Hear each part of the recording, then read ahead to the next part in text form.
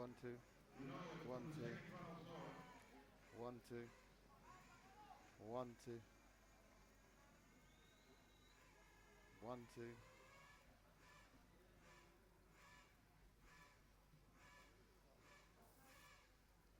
One, two, one, two, one, two, one, two, one, two, one, two. One, two, one, two, one, two, one, two. Hmm.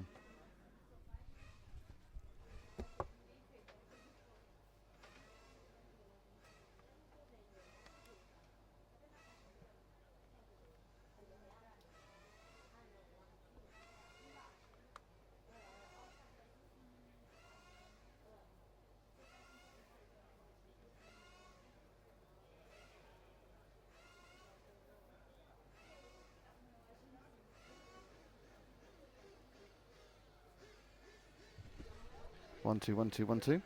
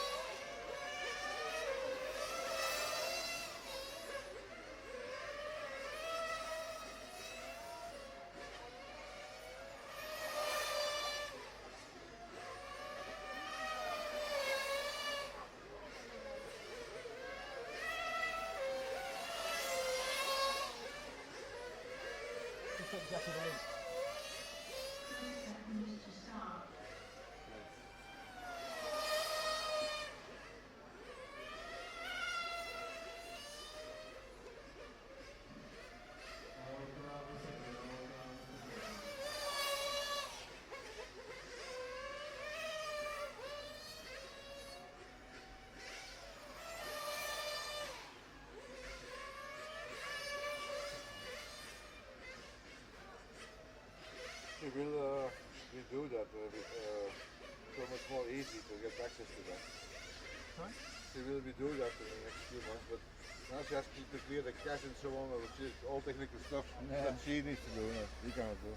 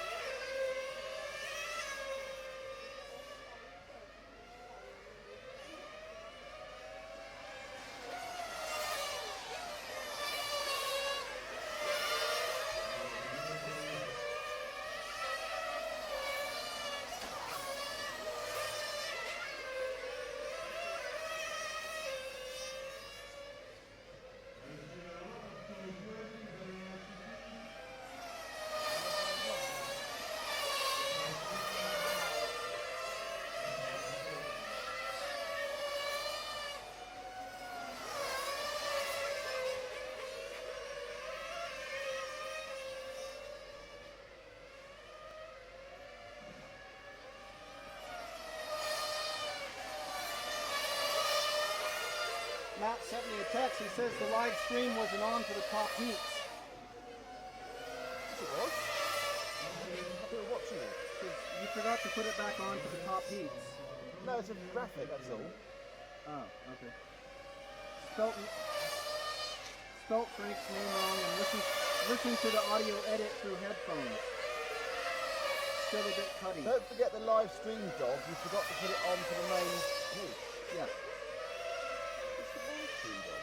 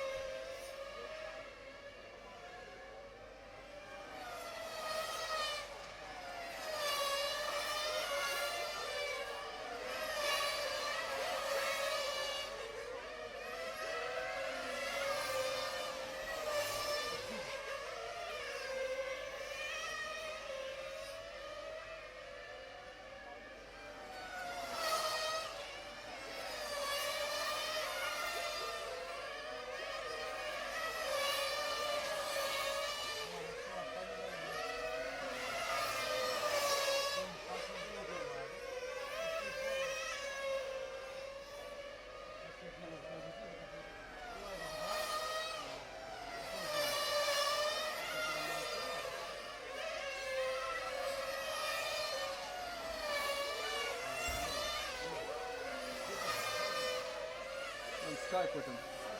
What? Is that Skype to Matt? What, sorry?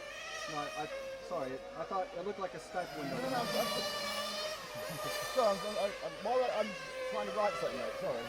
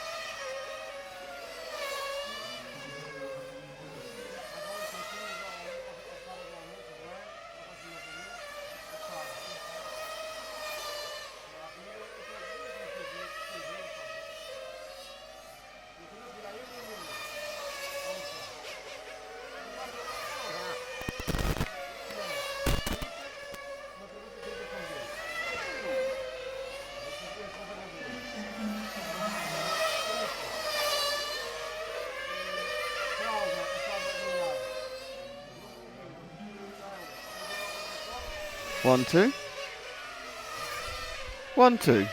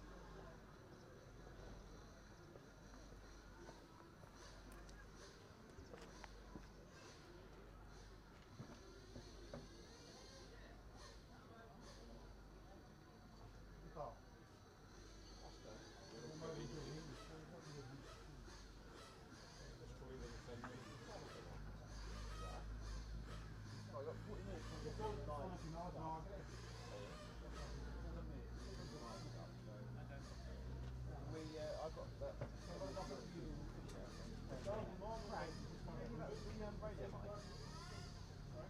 You got the radio mic? I know how to turn them on. You know where they are? You go take care, make sure they work. Yes, yeah. Yeah, what should be a whole lot more. You want the microphone, want the headphones, you just work it all out with the headphones.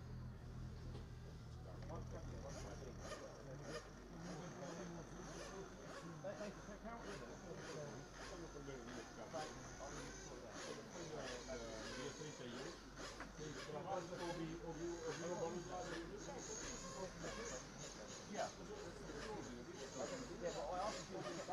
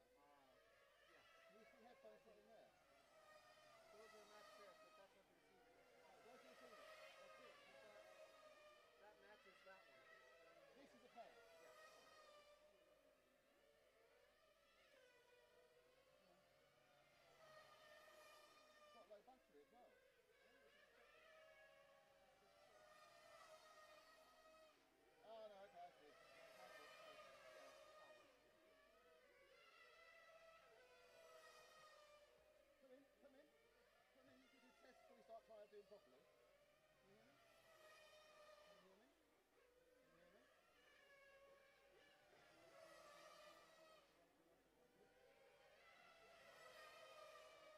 Can you hear me? Can you hear me? Can you hear me? Hang on a minute. Very sloppy. Keep talking. Keep talking. It's very low on the broadcast. I mean, yeah. One. He says he can hear you. You can. Yeah, I can hear you. Yeah. It's quite low, but I can hear you. It will do. Okay.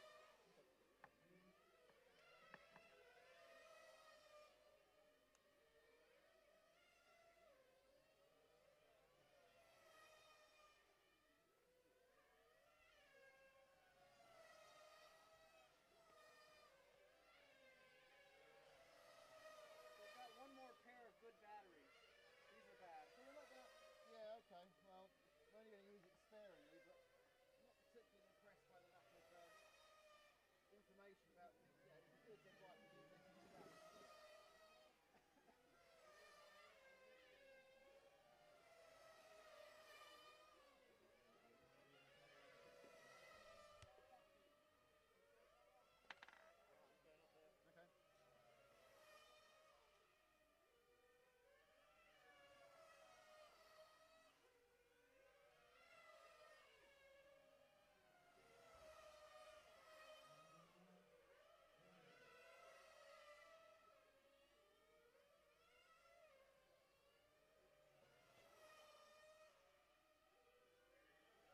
Okay. You want some water? Yes, please. You want some water?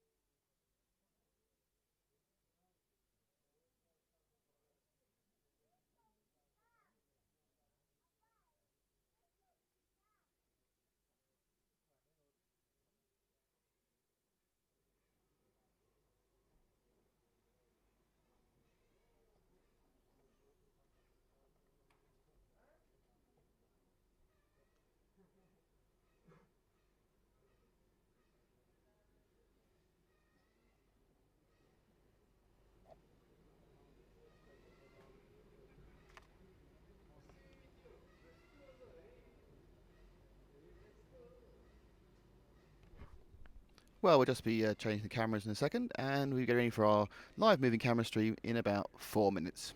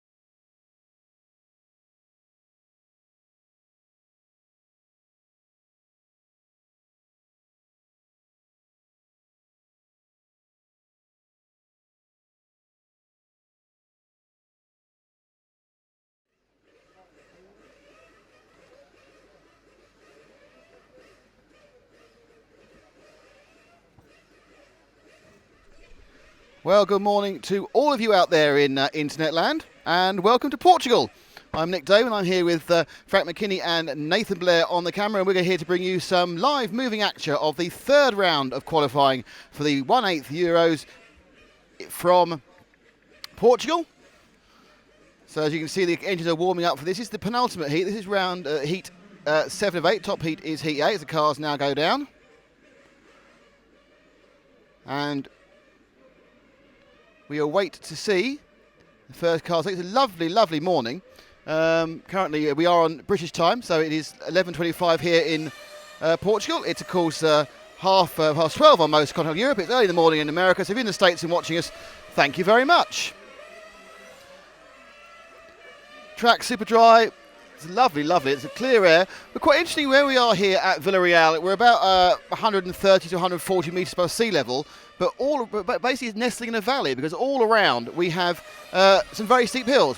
In fact, on the climb to our hotel yesterday, we went up to 1,070 metres, which for us people living in England is pretty high. So as you'll see, the MyRCM chart, that's www.myrcm.ch, will give you live timing. Unfortunately, we don't have the results to hand. I can tell you the fastest person in this heat over the 2 rounds yesterday was Marcus Linder. Arnaud Matura second, and that's where the rotation comes round, so he'll go first from the pull off, I think. But these heats are 7 minutes. The cars all need to make a pit stop because they have about 4 minutes of tank time, 4.5 minutes, so they'll all stop. They stop at different times. Some stop early, some stop late, which means that assessing their exact position is sometimes difficult. So you get to see more of this. This is not the race. This is just the warm-up for the race. So they're getting their engines and up to temperature and getting the rest of the car moving, some warmth in the tyres. So of course the tyres are foam here, additive. They'll make some stops. They might make a few tweaks. Though in fairness, the track hasn't changed much from yesterday. Similar temperatures.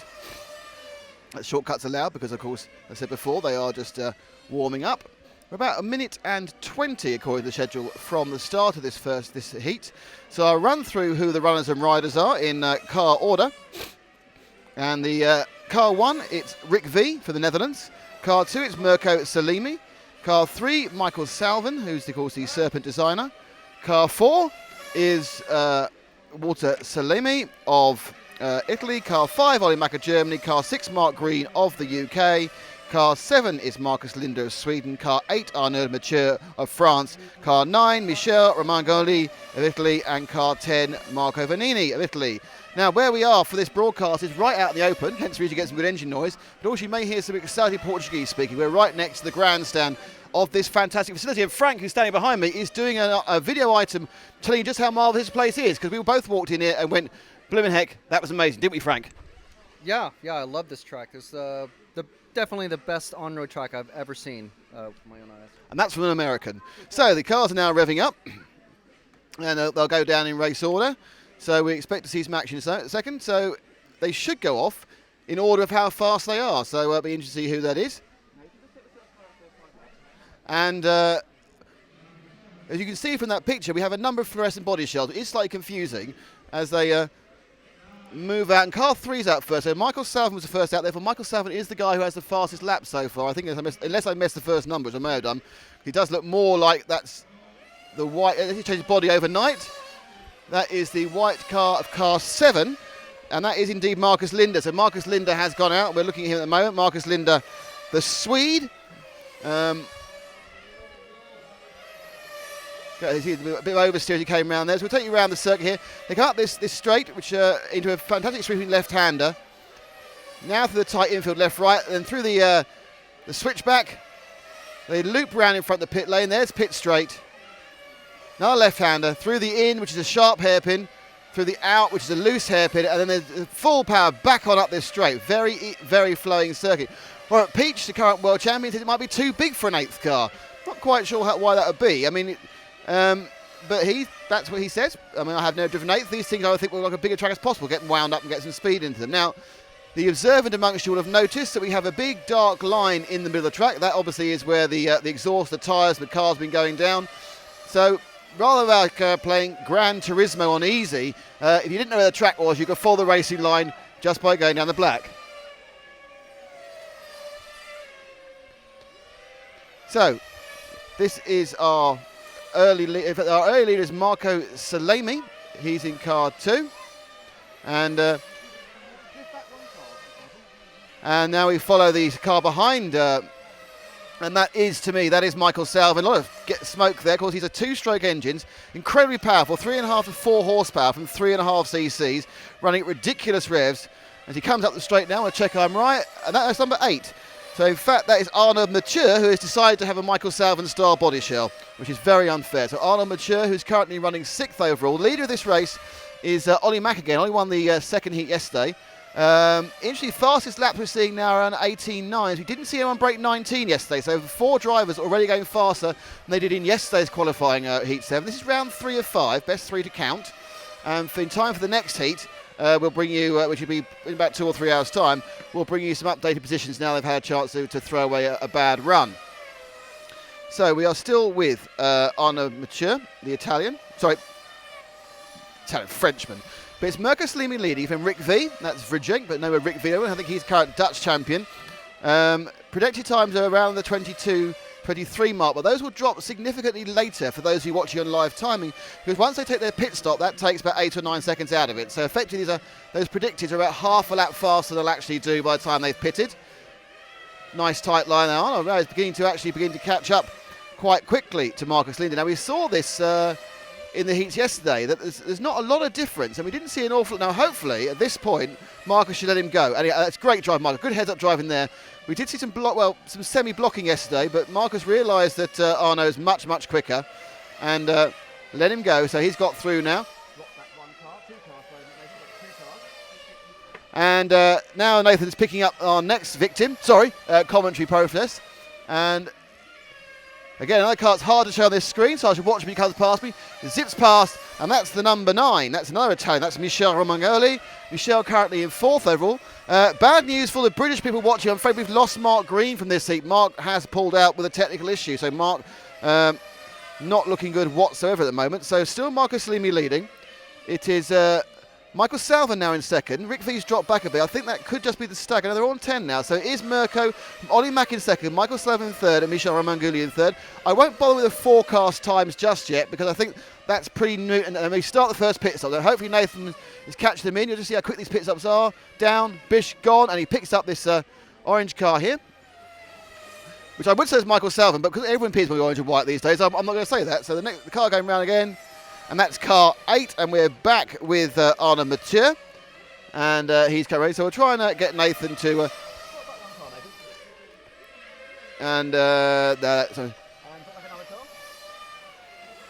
We pick up here, and no, we're not. So something new to look at.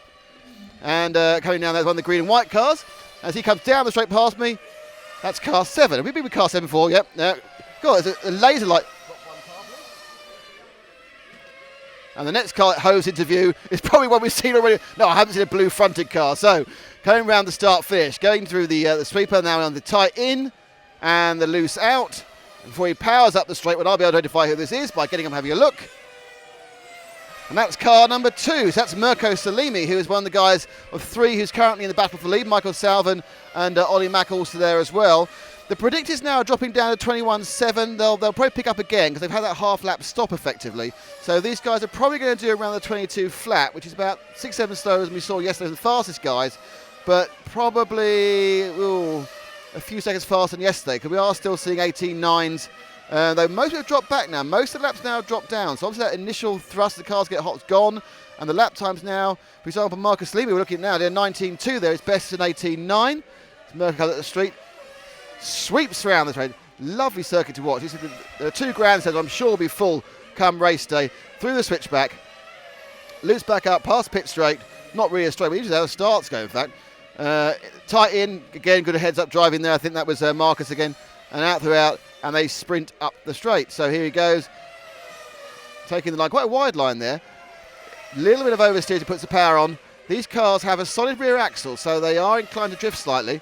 Solid rear axle, foam tyres, additive allowed now, so hence perhaps the black line's blacker than we used to in the past. And as the Portuguese sun beats down, and we now are with 1 minute and 22 of the 7-minute race left, and it is Marco Salimi we're looking at here who's leading. Ollie Mack is 2nd in car 5. See if we can find car 5 on the track. And there he goes. Let's see, go. Okay, wait at start, finish, wait at start, finish. Next car. This car now. And now we pick up Ollie Mack.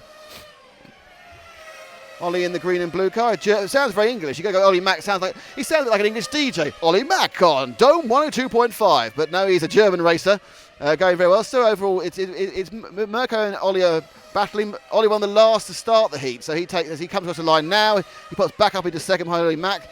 The distance is about 2 seconds, so Mirko has a 2 seconds lead on Ollie in this particular heat, and they're both now looking at around the 22.7 predicted. Ollie the green and blue car there. A lot of power oversteer there as he slaps the power on to go through the tight direction change at the end of the top sweeper.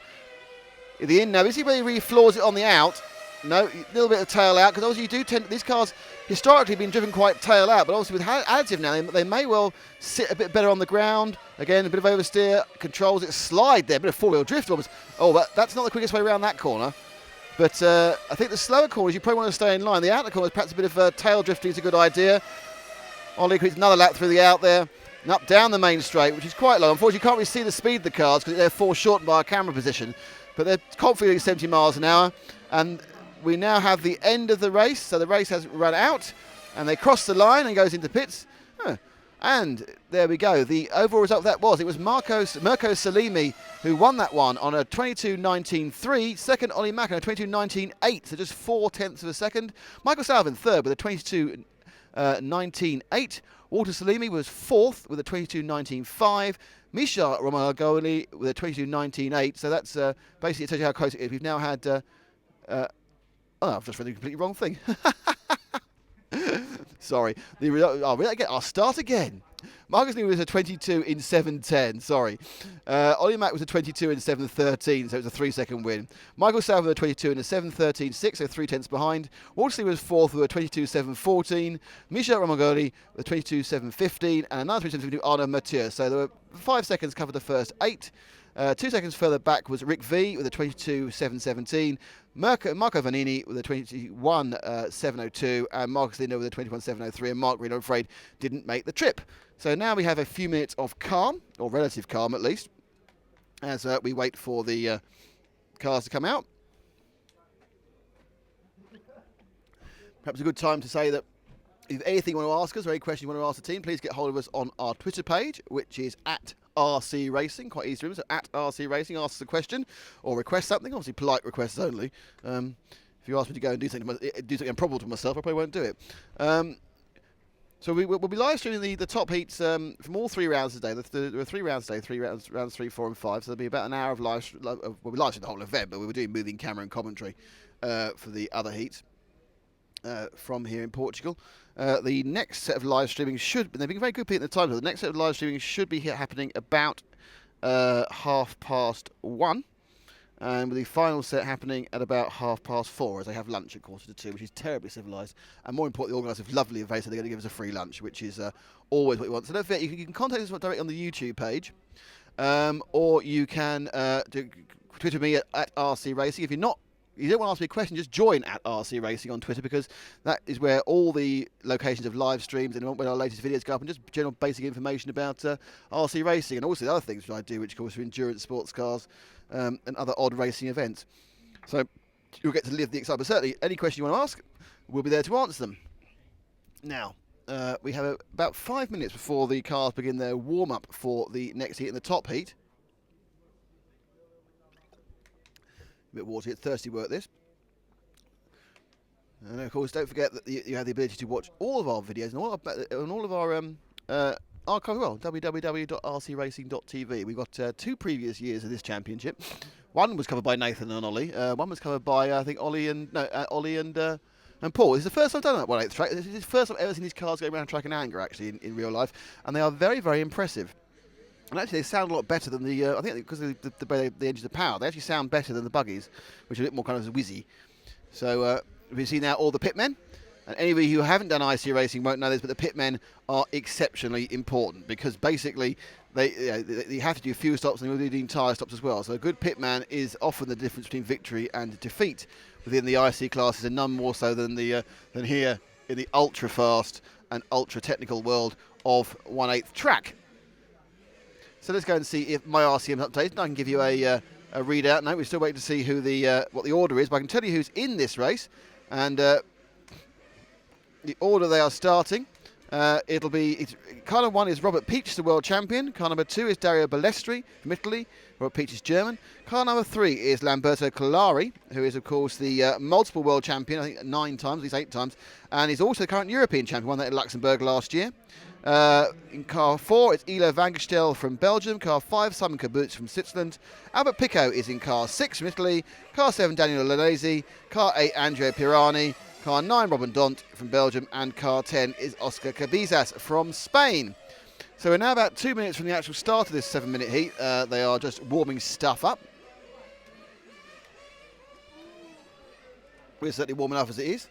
Having been basking, so we're actually commentating from outdoors here, so we can be close to the camera position we have with the runs of cable we have, and it's all gone particularly well. I'd like to thank Matt McCallum back at base for sorting out a couple of issues and panics.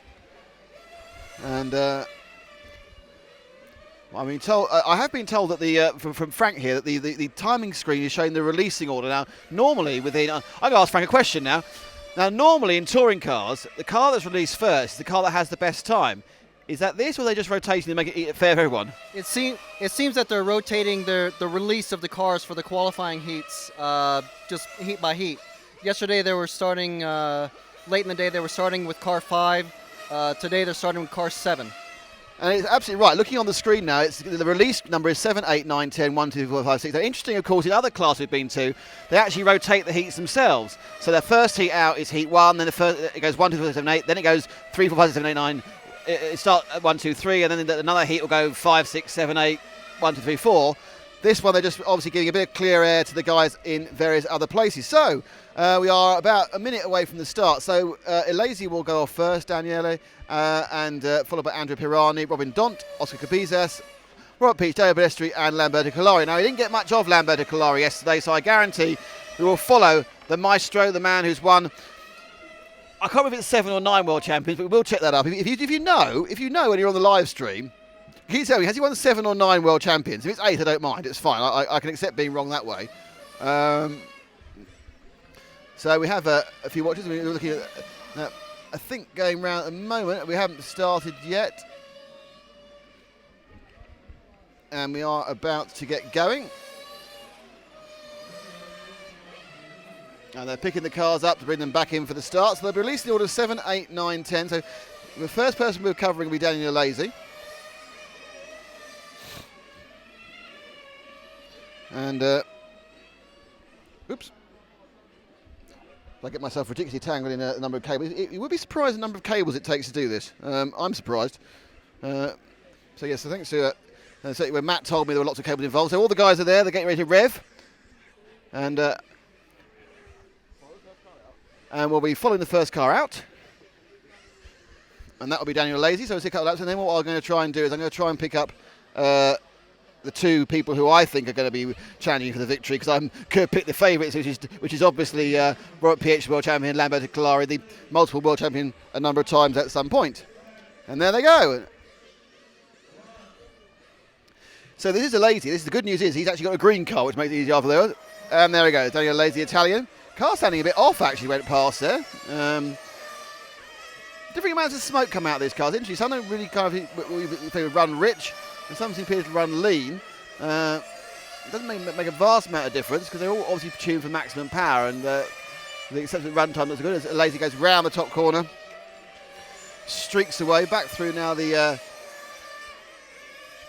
switchback. The front of the pits now, going round into the start-finish.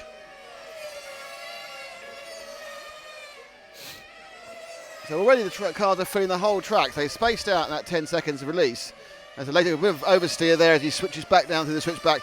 Comes around the infield corner, goes past the pit straight. Swift left, tight in, the loose out, and now powers down the main straight, hitting about 70 miles an hour. Sweeps through, and another tight bit again. His apex speed is quite low on that very tight one at the end of the straight. We'll watch out the next car. Let's see if we can pick up someone interesting. So let's see who's next around. As he, okay, leaving. Pick up the. And we now should be with car 9. Car 9 is that of Robin Dont, the Belgian, a well-known driver in Belgian circles. Anyway, so Robin there, coming up the straight. So after we're a few minutes in, it's Robert Peach who's the fastest from Daniel Lazy. Lamberto Colari is running in third. Robin Dont is in sixth. So as we look there, Robin there goes past the start-finish straight, passes pitmen through the tight in, and then through the out as he sprints up the straight now. And now we're going to pick up the car of number 0, which is 10, and that's Oscar Cabezas, the Spanish, the only Spaniard in the top heat. And he's going round now. He goes past start-finish.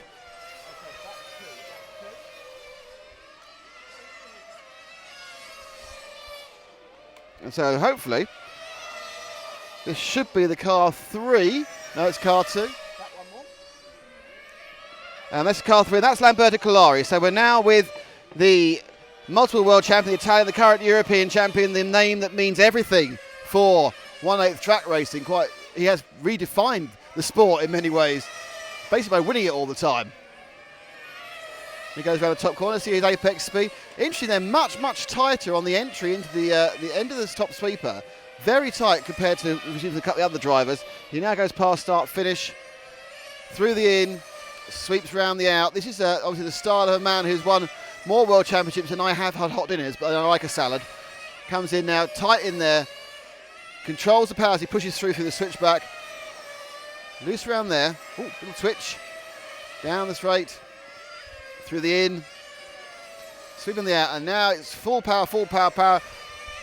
I'm sure Scotty will tell you the engines cannot take it. We're going warp speed, easing off, braking around very, very tight, almost a touring car line. That's the sort of line that Mark Ryan will be proud of. He comes and hugs into the curb as they come off the top corner, and he sprints down again now through the out. And that's through. It's been fun to pick up Robert Peach. And we just have a bit of empty track for a second while we wait for Robert to come into view. And I think this is Robert here. No, it isn't. That was number 5. Number 7, and here comes. This car. And here we're now with Robert Peach.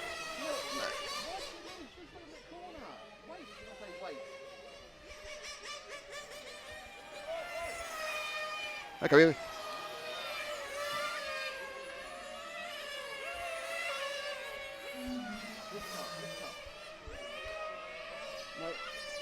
Back one.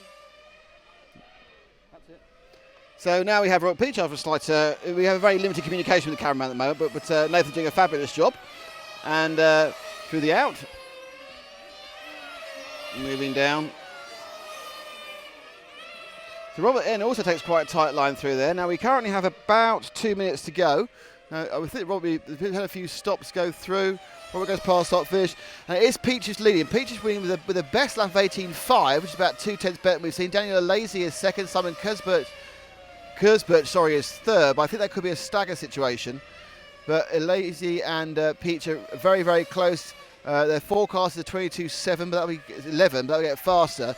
So it's Peach from Lazy. We've lost 3 drivers already in this one. We've lost Oscar Cabezas, Ila Vangerstil, and Andrea Pirani have all dropped out as far as time is concerned. I think Ila Vangerstil is going round again, but he's several laps back. So Lazy and Peach fighting for the lead. Colari seems to be quite a long way down, so there's been some problem off camera for Colari in this heat.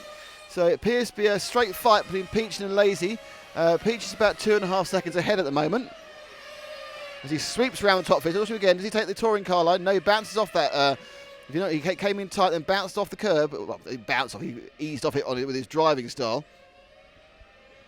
And moving through, in and the out, pushing forward. So Robert comes up the ground, and he's just a few seconds ahead of Lazy as we come towards the end of this heat. As he goes round past start finish. Quite an empty track now, he lost so many drivers.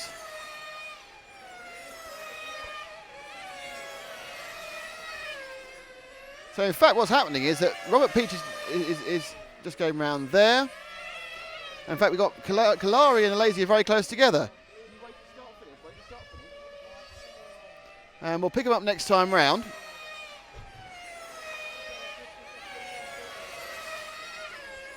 So, any minute now, we'll have interference. What you'll see now is Daniel Lazy. And that's a Lazy. And a Lazy is currently second. He's about 3 seconds behind Peach. Kalari's a long way back. He's currently only fifth. And he also had a bit of fumble somewhere. So if you get a wide shot, you'll see they've got Lazy and Kalari. It's Kalari there who's just in the background of the shots becoming just passing through. The Lazy, the Italian, moving forward. Sprinting down the straight. Very tight. Quite interesting variation in styles you're seeing here. Certainly, I would say that Kalari oddly has the more classical style, the more style you see in Radio Control, where you take advantage of their ability to turn very fast. But some of the others are much more wide away. I'm just watching a couple of other cars. Really, at that top corner, it's interesting to see the difference. Peach this time, just watching him go through. That's Kalari again. Takes a very, very tight line. As the race comes to an end, the final laps have all been run. Not much drama in the race, it just pull off. So the final result of that heat is, and the final heat of this round. And it's Robert Peach who wins with a 22.701, which is obviously significantly better than we've seen from anyone in the previous heats this round. Daniel Alazi is second with a 22.706. Simon Kisbert has come third with a 22.707. Albert Pico with a 22.707 again. Oh, he just missed that one by 5 hundredths of a second, actually. Those two are very close. And Kalari down in fifth there with a 22.716. Now, it'll be interesting to see what his problem was, because he was running okay. Dario Balestri, another disappointing result from him, 18. Oscar Kubi. So 5 of the cars didn't really get a full trip. They stumbled about. Dario Balestri, I think, may have actually not finished. Yeah, he stopped at 6:24, so he broke with 2 laps to go. Oscar Cabiza, from Spain was 7th. Robin Don 8th. Ila Vangish still 9th, and Andrea Perini was 10th. But none of those made the trip. So a round win for Robert Peach, and that concludes our commentated and moving camera live streaming. In a second, we'll have the camera back up for the next round. Stay with us all day. The next bit of live streaming will be happening at the time of 1:30 local, 2:30 in Europe. If you've got any questions for us in the interim, please contact me at Twitter on @RC Racing. And we'll be back in a couple of hours to bring you more exciting moving camera action from the 1/8 European Championship here on rcracing.tv and F1.OES. Thanks for watching, thanks for listening, thanks for enjoying it. Well, if you didn't enjoy it, don't tell me because I'll cry. And we're back in a couple of hours.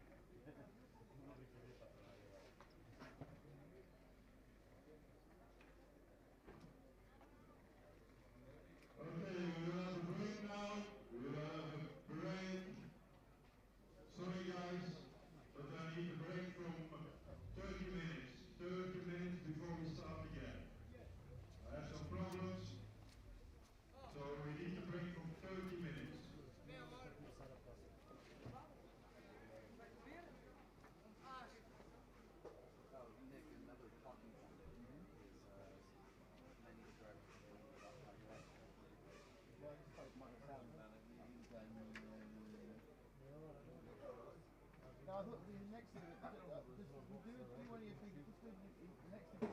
No, I just meant while you're commentating. Oh, sorry, yeah, sorry, yeah. Absolutely, no, sorry, sorry. But if you put that one.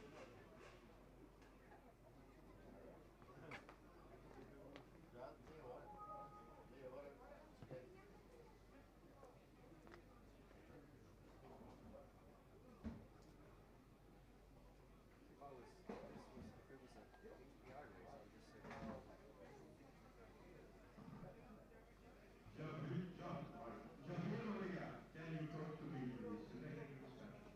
Thank you. Javier, can you go to the technical inspector, please? Thank you.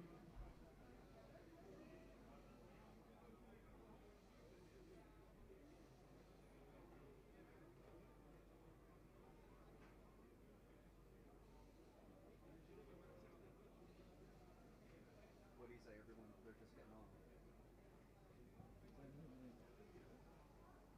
Tyre wear is more due to the nature of the circuit than the nature of the Okay, you hear the call?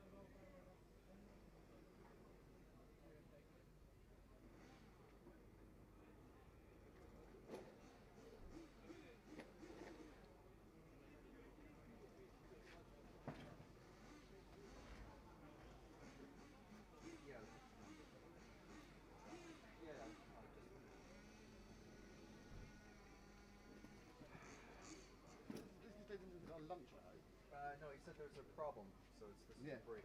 It's not a proper lunchy show on Thursday.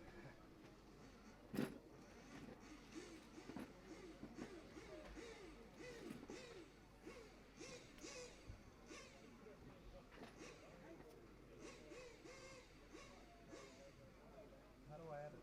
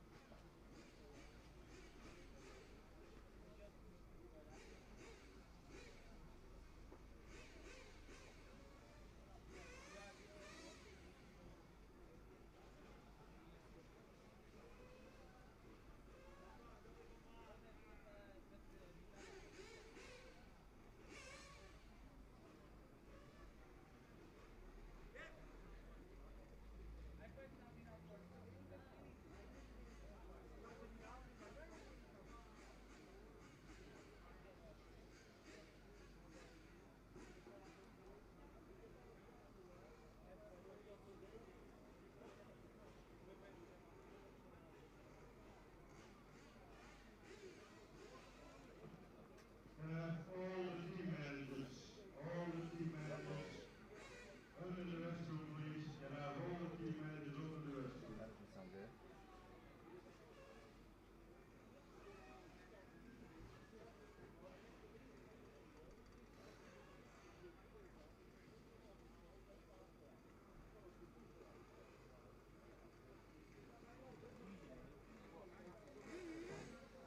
Team manager Belgium, team manager Bulgaria, We're calling all the team managers out. We had to stop because of it. They said team because of manager problems. United Kingdom, team manager Italy, team manager Sweden.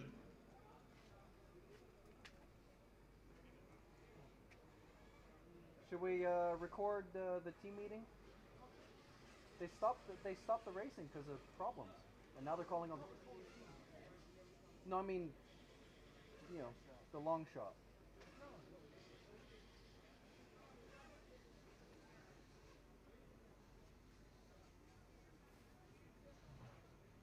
Well, it is recorded, and it's not. It's going to be so ridiculously unimportant. Sort of.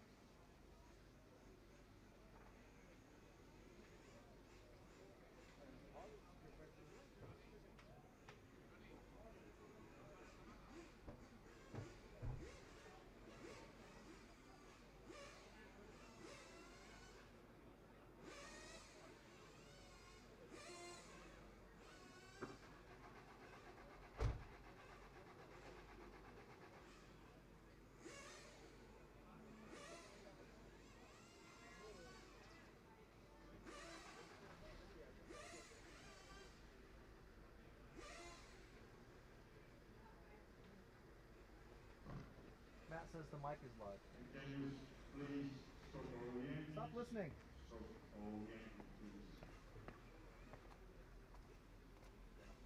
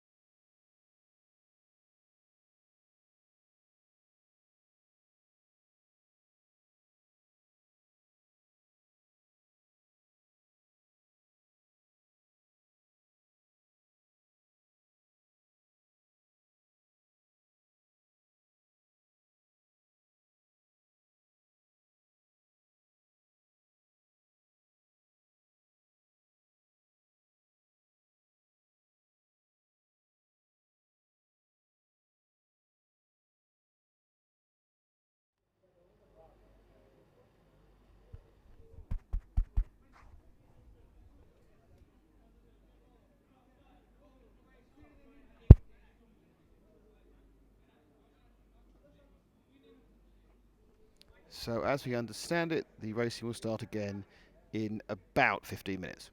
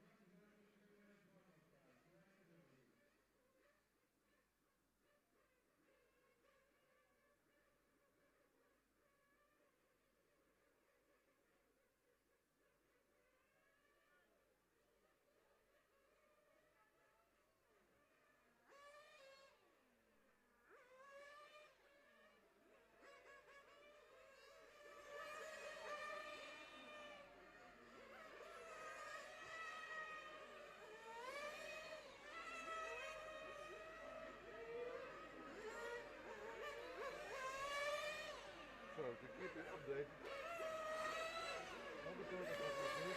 And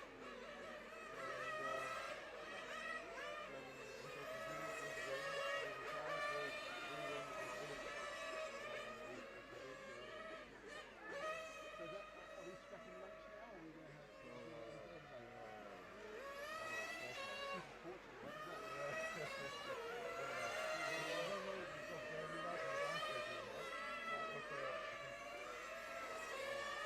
Portugal, when's that?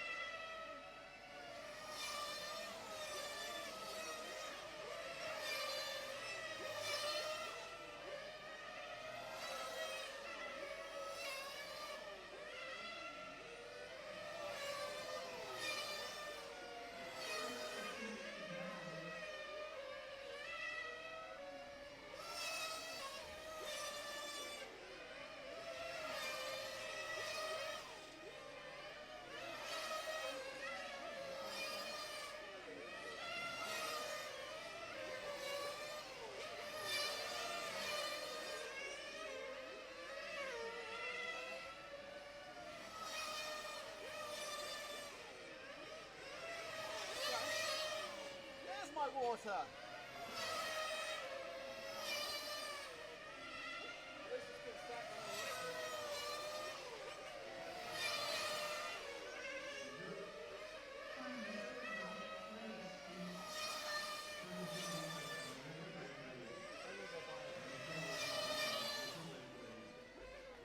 This is going to take a couple hours to finish.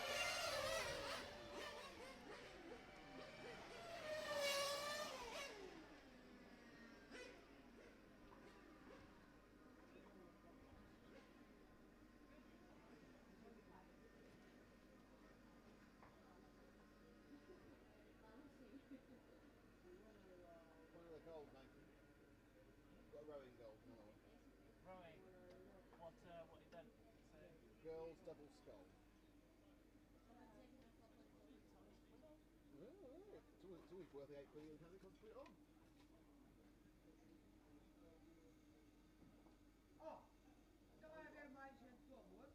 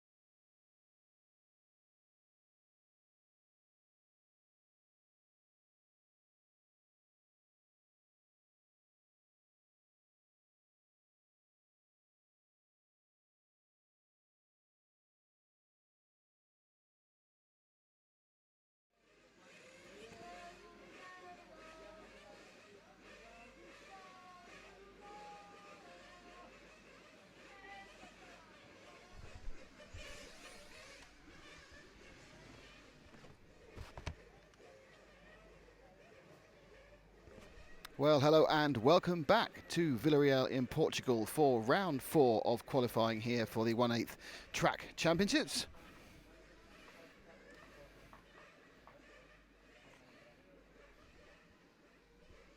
And it's been quite a busy gap, it has to be said, during the time we were last on air, which seems like a month ago, but it was only a couple of hours.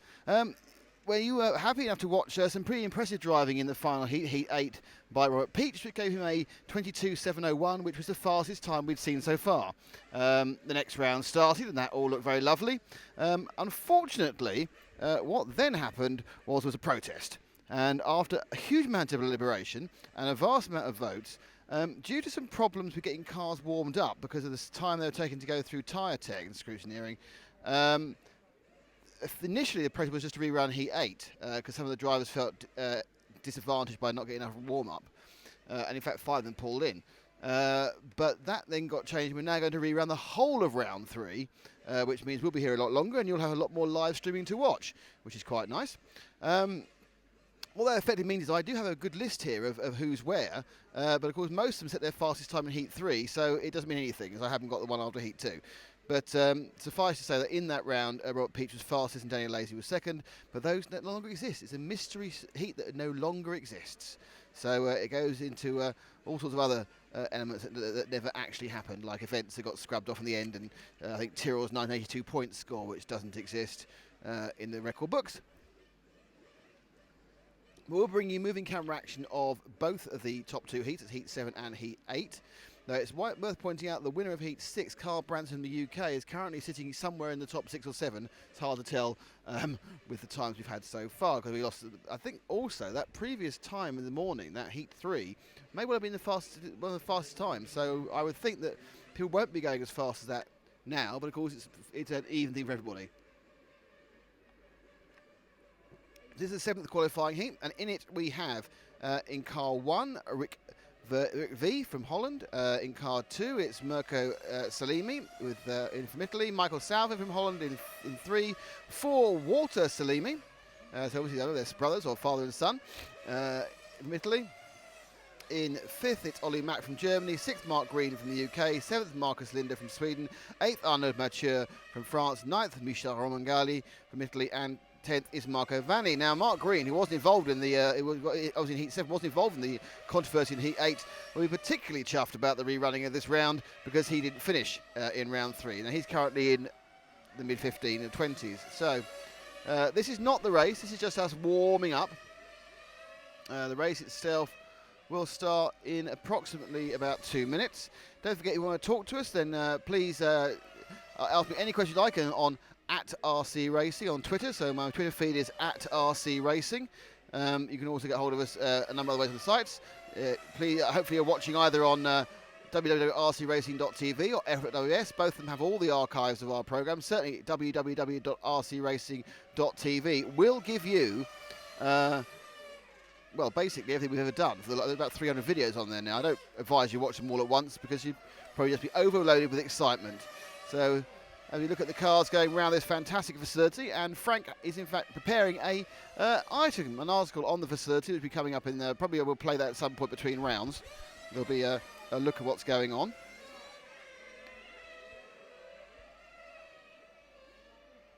So as we move now to the race is about to start. And I've had a question from the UK.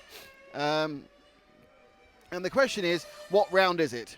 Now, Matt has asked what round it is. Now, this is actually round 4 of 5. However, because round 3 has been cancelled and will be run again, I think we're going to go round 4, round 3, round 5. So there are actually still 2 more rounds after this. But actually, I am actually correct in saying this is round 4.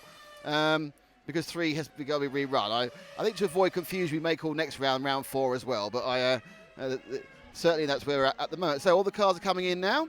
And the first car out will be car 10. And they're going to run in reverse order, 10, 9, 8, 7, 6, 5, 4, 3, 2, 1 for the start. As that gives them a fair crack of the whip of getting a clean bit of track in front of them. They don't rotate the heats here, as they do in other formats. They merely rotate who starts when. And time will be starting any moment now. And they all rev up. The We can see the pitmen, and I'm sure that Nathan will follow the first car out, which will be car 10, Marco Vanni, the Italian. Now, Marco, I'm reliably informed by my spy in the pits, is on driving a Mugen, and he's got a Nova Rossi engine. So on the Mugen, be Marco. This heat has an awful lot of cars which are very similar, or 2 or 3 which are very similar at the same time. There goes car 10, off he goes. And those who haven't joined us before, well, first of all, thank you for joining us on the live stream. It's great to have so many of you here today for this Friday afternoon qualifying round 4 of 5, but there's one to go.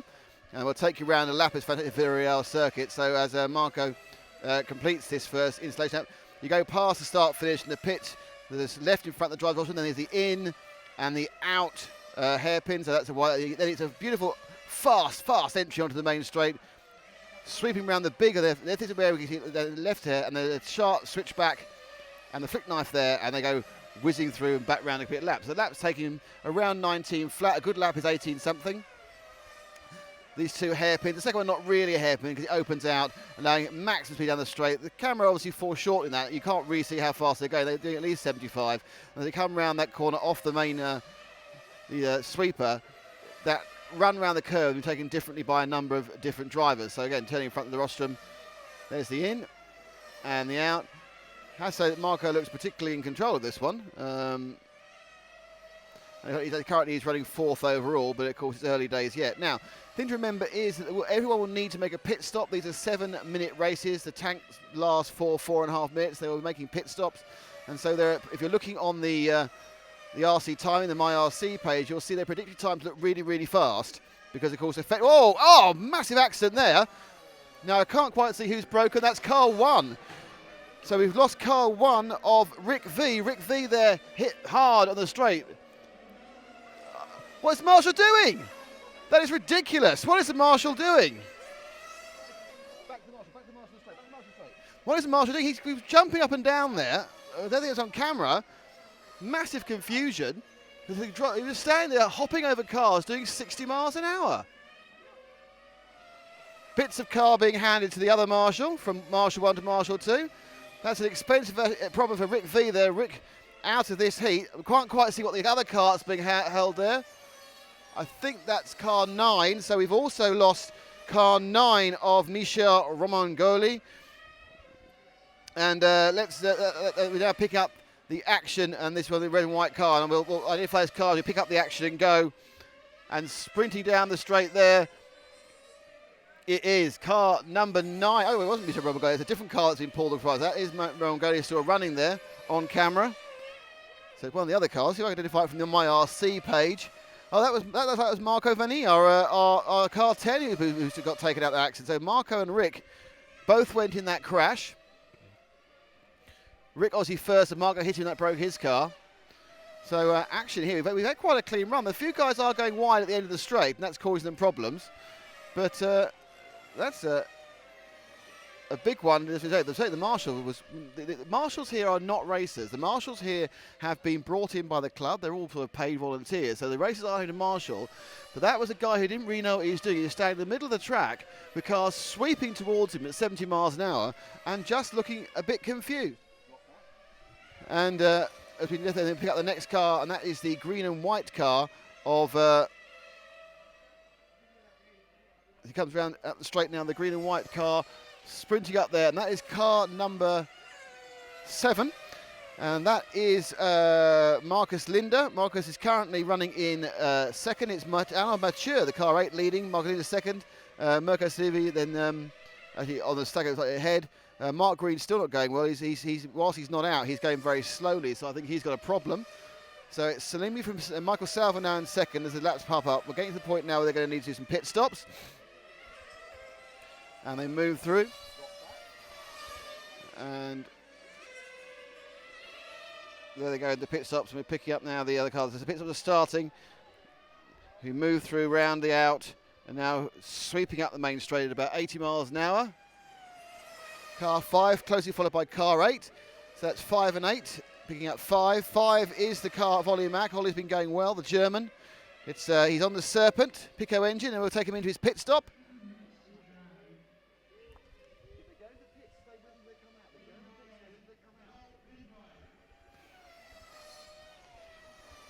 So there he goes, and he comes out, and we move through now. Still with Ollie Mack, the German, coming straight, hoping to find a clear straight.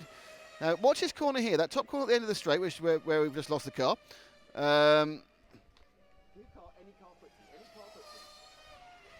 And we're looking here, and we're now following the red car moving around. I think it may well be our friend at the front, Mr. Momangoli again, but let's see where we are there as the car comes through. Coming up the straight is indeed car 8 of that's Arnaud Mathieu. So we're actually now with Arnaud, who's in second place, is behind, or first being where are the laps. Moving through the in and the out. So at this point, we've also now lost Michael Salvin as well. So it was a bad day for the Low Country. Michael Salvin and Rick V have gone, and Marco Vanini as well for Italy. So Michael Salvin, the German, Rick from Holland, so they're out. But leading at the moment is Marco Salimi. Marco, number 2 car. I think actually won the last one, which doesn't exist, Heat 3. Slightly confusing, I said. So it's Marco from Arnaud from Marcus Linder now in 3rd place in the 7 car. Ollie Mack not putting the same performance in he put in the heat that's been scrubbed out, which would be disappointing for him. And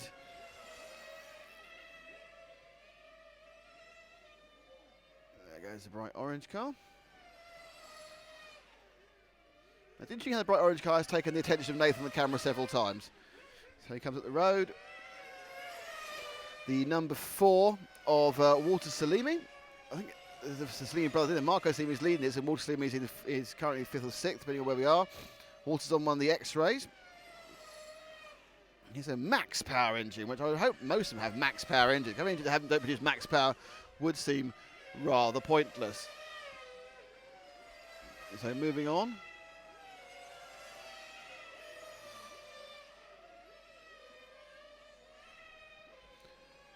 It's a late pit stop. That's a pit stop after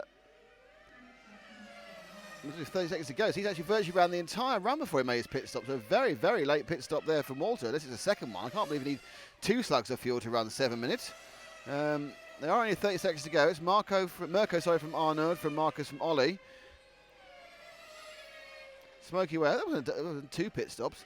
But certainly we've got 3 who are dead. That's Michael and Rick and Marco. 7 still running. And moving through to the last few seconds, a couple of finish now. So this is the final lap for Walter, and he'll come across and he'll finish his 7-minute run. And the rest of the guys are finishing as well. No finishing buzzer here because they all start at slightly different times. That's Walter's last one. And then one more car to go. It's Ollie Mack. Ollie Mack, who won't be setting the world on fire with this one because he's only going to creep 20 laps. So the winner of that is Mirko Salimi, who's done a 22 laps in 7:15. Just to give you an idea, Kyle did a 22:7:12 in the previous heat. Arnaud Mathieu is second on 21 flat. So not anything like the speed we saw in the previous heat. I mean, we lost a couple of faster guys due to accidents. But the winner there, winning race time there of 22 laps, and we're pushing on a bit. I think they decided they're going to try and reduce the time between heats to catch up, and we already have now the runners and riders for the next heat. So the key part about that one was we had a bit of an accident. It was fun, wasn't it?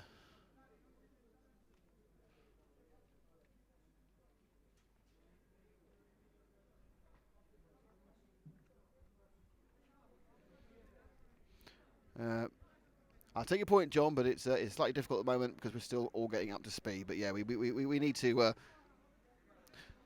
look at what's going on. So for this round,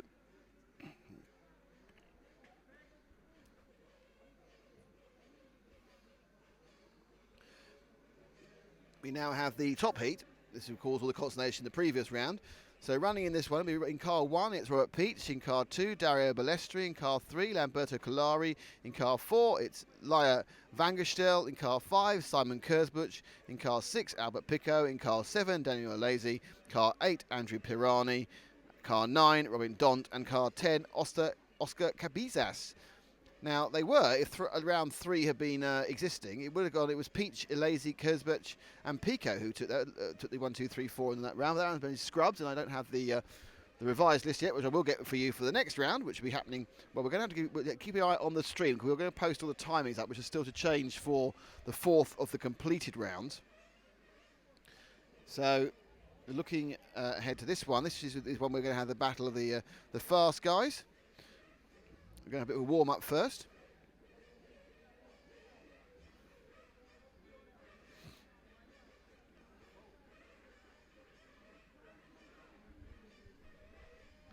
Like the sound of nitro, you'll love this. Now, of course, just out of interest, we talked about the marshals. The marshals were slightly confused during that event. I think I'm not sure we got all of it on camera. There's a kind of a team of marshals. So what actually happens is when one marshal has to bring a car in, another marshal will run to his position and sit in his chair.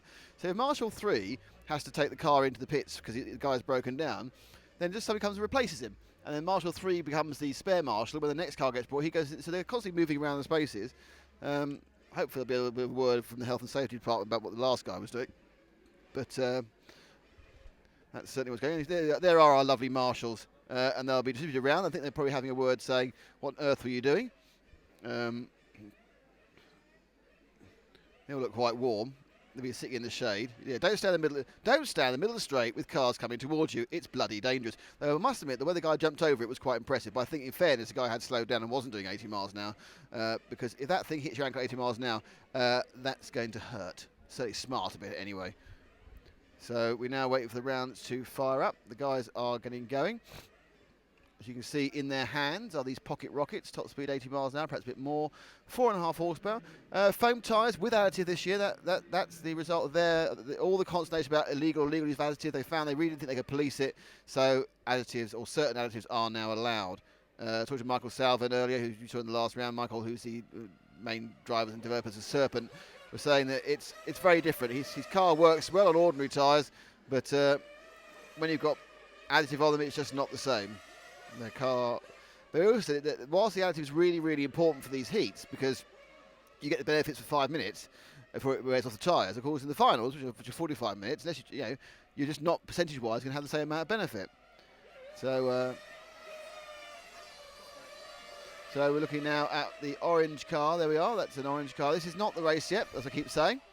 This is warm-up for Heat 8 in round 4, though, of course, there is another round who rerun, so in a way it's round 3. As they come round onto the straight, all of them. That back car there, that's car 4 of Ile Vangerstiel, doing pretty reasonably well. Hard to tell how well he's doing because, of course, we have allowed. Actually, his best time was set in the round that wasn't cancelled, so his time at 22.711 will stand, where the others on my list here will be going. Now we're waiting for the races to get underway. There's about 1 minute 50. Cars all looking out and fiddling around the Vangerstiel. I'm not sure what probably. The interesting thing is, I'm not sure how many laps they want to do. Because surely that's going to wear off the tyre treatment. Or are they actually changing tyre? They don't change tyre pits, are they? No, do you want it? Making sure it's absolutely brimmed. Vangerstiel and his pit mate. I've got 2 guys down there. Off he goes. The fuels of the gun are ridiculously fast. There's something in the region of 3 seconds stationary. So even McLaren will be quite proud of that one. If they have it in the final, which is 45 minutes, they need to do a pit stop.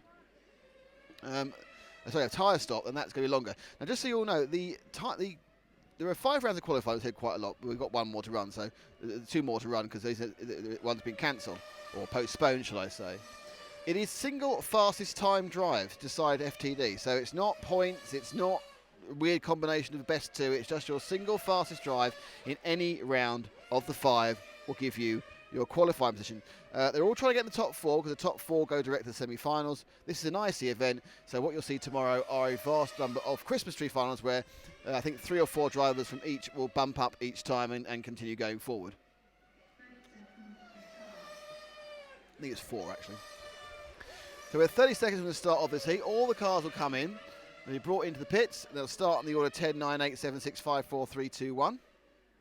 So the guy who's currently actually the fastest is going to go off last, which will make it slightly different, I suppose. So we'll have to see Robert if we can get through people.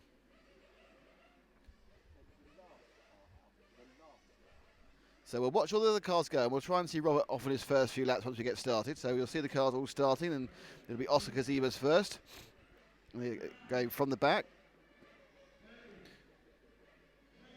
You can probably hear the Portuguese countdown. There's 5. That's 4. Odd way of saying 4.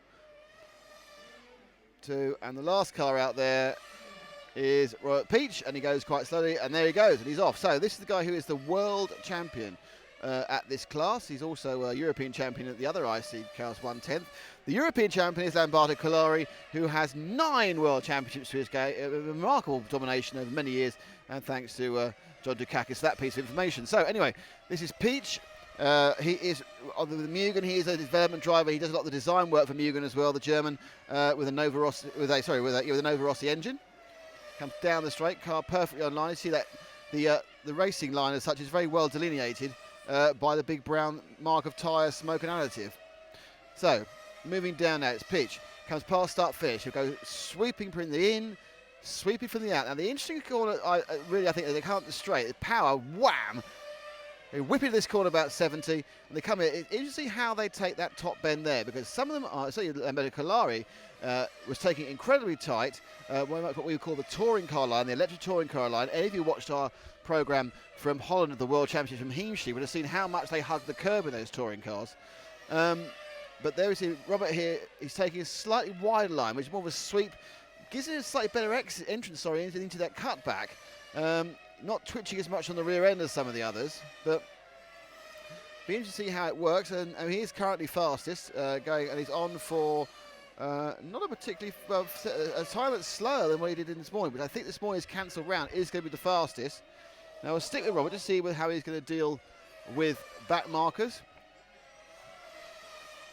moving as he does. He's going to come, I think, to the car ahead, which is probably car 2. It might. If he is surprised if it was, it is Dario Balestri. Balestri not having a good run. We appear to have lost Daniel Lazy. I think Daniel Lazy either hasn't got his timing working properly, or he never started. So that's bad news for Lazy, who actually was second in the cancelled round earlier. So it's Pietsch who's coming up the straight, and indeed he is now closing down Daniel Balestri. Balestri should let him through. Balestri, former, I think, 1/10 IC champion. Balestri can see him now, and he's going to start holding Pietsch up as they go through the in and slap through the out. Problem is, of course, the difference in speed isn't that great, and Lazy will lose quite a bit letting him through. But that's certainly what I recommend. Hunting down, we've already got car 8 is behind Robert, and that is the car of Pirani, so he is running dead last. And at this point now, I'd say Lazy's probably either, at least, if not irritating, probably holding up Pietsch, which is not what you want. So they go through, and currently the running order is it's going to be it's Lamberto Collari, I think, who's currently in second. It's Pietsch from Collari. Pietsch actually has about a 2-second lead on the road at the moment, so we'll stick with him as he again hunts down Balestri. Not getting, and there's he just took too much curb. I think he's now getting a bit anxious. He came there through the flip mouth and moved back in front of start finish. Balestri now is not going to be on Pietsch's Christmas card list, because basically I'm pretty certain he's certainly holding him up, and he's definitely annoying Robert, because Robert is probably losing 2 or 3 tenths of a second by being behind, trying to get it looking where you go. Balestri, I suppose, is right, because Pietsch hasn't really got close enough, and I'm wondering whether that's because he can't get close enough, or because he's just trying to get a qualifying time and he's not getting close enough. But it's certainly there. Balestri going wide on the out to the cut straight there. They've got some other back marker now. That's car number 5 ahead of them, so that is the car of Simon Kisbert, the Shepherd, who was going very well in the previous one, but obviously let's see how it made an early stop, which I think is stopping time. And yes, so Peach goes in. I wonder how fast this will be. So I think Kisbert has stopped early. Peach in, out, and he's come out right behind Balestri again, which is going to really please him. So he can continue drifting behind Balestri for the rest of this event, but that's going to cost him time. And as we go through, Albert Pico running well. Oh, massive smack in front of us, and that is the car 2. And that is car 2 of Dario Balestri, who's gone, taken off, and that's obviously freed up Robert. So that's a big whack that was, as he's being rescued. So anyway, we pick up the action again, and we're now moving on with Roberts got free, and those two cars coming down. That is the car 0. The blue and white car just letting through there. Good work there. The car 6, and that is Albert Pico, who's going very well. He's currently with Mugen, and unsurprisingly a Pico engine. I'm sure he's the Pico family, so he's got his own engine, which is quite nice. It is Mugen, same as Mugen of Peach. So it's Mugen 1-2. Kalari on the Capricorn coming in there. There's about 2 minutes to go. Let's see if we can pick up Kalari for a bit. I'll just see if I can locate car 3. We're now going to pick up Kalari. Kalari is... And there he goes. This is Lamberto Kalari. This is the 9 times world champion. The man who's currently in 3rd overall in this heat behind Pico. Not particularly on form in the last heat, which got cancelled, which we're quite pleased about. It got cancelled, that is, not he wasn't on form. Oh, big slide there. So he's not really happy now, but this is the fact the tyres are changing as the additives coming on and going off. It's something obviously I do a lot of 12th racing, and you kind of drive through parts where you have a lot of grip, and the grip kind of gradually goes.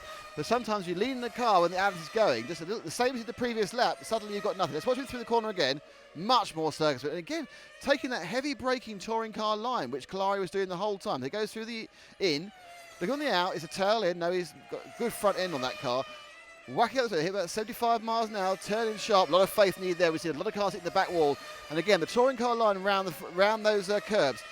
Again, very tight. I think what it is, he gets tight, these tight lines. Now, whether this is a tyre conservation, obviously when you flail the rear out, you're burning tyre. Not an issue for these 7-minute heats, but obviously a big issue for the 45-minute final. Because you don't have to change your tyres, you can save a lot of time. He's swept past car 4, who's got a huge tank slapper on behind him. So Kalari, the Italian, with the Capricorn, multiple world champion, current European champion, won at Luxembourg last time, coming through the out, looking to see his next victim in Lappery. Well, the wrong way, actually that is Peach is catching up. So now we have Peach is catching up Kalari. There's not long to go, so you've got Kalari now goes past start finish. Through the in, round the out, the car behind him is Peach. So Kalari shot down to 4th overall and is something in the region of 3 seconds behind. I don't think Kalari started before Robert, and they went 10, 9, 8, 7, 6, 5, 4, 3, 2, 1. So what happening now is Peach is catching up Kalari. They should both be in the shot. And they're both now there, and that's Peach now. He's catching up Kalari. I'm not sure we have enough time to get past him. Making up about a 3 or 4 second stagger. In fact, that's race time, so this is their last lap. So when they complete... Oh! Car number 4, big problem. I think it's off the gearbox in front of me. The rest of them finish. Kalari's gone. So, at the end of that heat, it is Robert Peach with 22 laps in 7:08. That's 7 seconds slower than the round that got cancelled this morning. Albert Pico, 22 laps in a 7:11. Simon Kisbert, who came back from a poor start for a 22:7:13. Lamberto Kalari also 22:7:13, but 2/10 slower. Ida Vangerstel, 22:7:15. Robin Dont is a 7:01:21. Oscar Kazibas a 21:7:02, and Andrea Pirani a 21:7:04. So, as they go away from round 8, there is going to be some form of gap here. It was quite a large gap in the timetable for a nice Portuguese lunch. I'm not sure how long it's going to be, considering we lost 45 minutes, and also we have a round to completely rerun. So currently about 2.5 hours behind. So whether they decide to foreshorten the lunch, who knows? But rest assured, we'll be back here. This live stream will stay up. We'll probably go to a caption for a bit until we know what's going on, and then we'll put the timing up for what's going to happen later in the day. So the information will always be there as soon as we get it. I'd like to thank you all who are watching, and we will be back with more live coverage, and probably in about 2.5 hours' time. But if you come back and look at or watch the stream, you see like the sound effects of the engine. We will post when that is going to come back. I'll probably call it round 4 again, even though, just so you know, there's another round after it. And in the meantime, if you've got any questions, just ask me on Twitter at @RC Racing. That's Nick. I'm at RC Racing. Or if you've got a spare hour or two, why not watch the archive, www.rcracing.tv. It's all there. The live stream will be up for the rest of the day. We'll probably go to captions. But I'm just wondering whether, I don't know, I'm wondering whether they're going to go straight into the next round, actually, where they've cancelled the lunch break. which would be interesting. So for Portuguese people, wouldn't it? So it looks like it might be going. So bear with me a second. So we'll let you go back to ambient sound. I will, as soon as I know, I will get some captions up. It will say qualifying round of 4 or 5 again because it is a 4. We've lost a third. So information coming your way as soon as we have it. And thanks so far for watching what you've watched, and I hope you enjoy it. I know see Dario Lazy's in front of me looking for the bits of his car that fell off in that crash. It's good to know that the top guys have looked for their bits that have fallen off, as well as the rest of us. So yes, they are running straight into the next round. So I will tell you when we'll carry on. We'll put the mini camera back up, and we'll give you some textual information what's happening in the next route. Either thanks for watching. Don't forget www.rc.racing. Start again. www.rcracing.tv for all our archive, and you are of course enjoying the live stream here from Portugal, Villarreal, the 1/8 Track European Championships.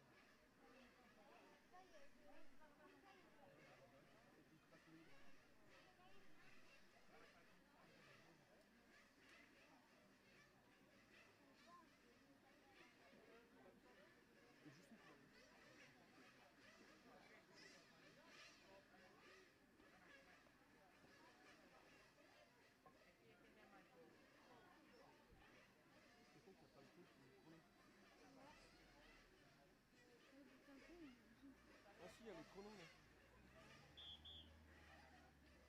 Look, look.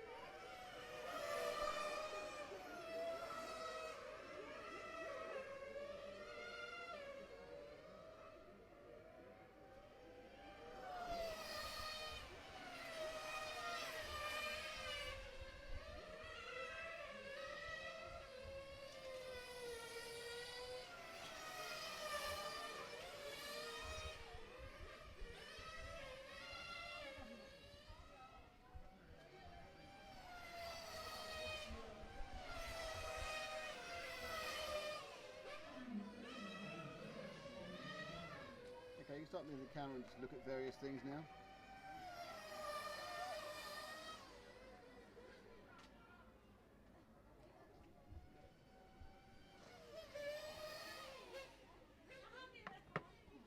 Okay. Yeah.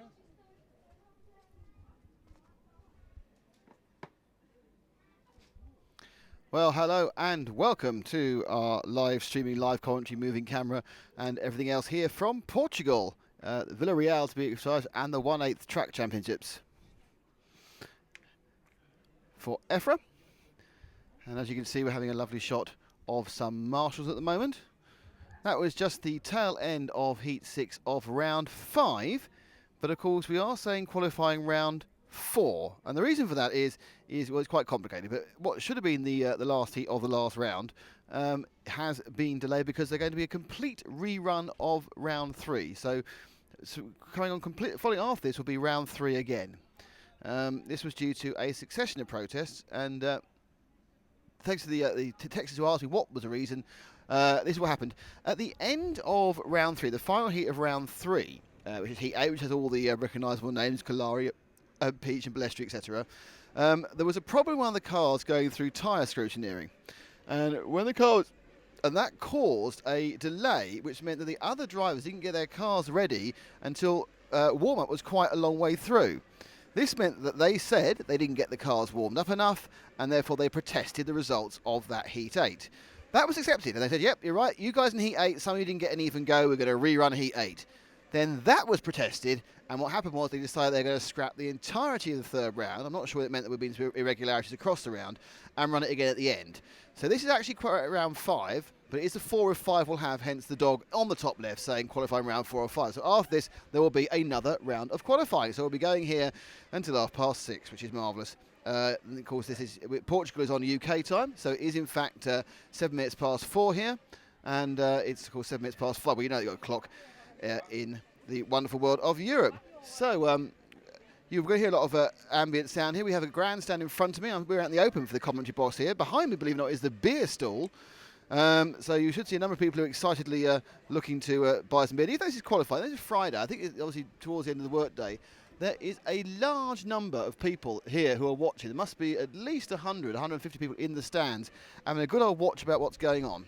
So we're waiting now for warm-up for Heat 7 to begin. This is the heat which features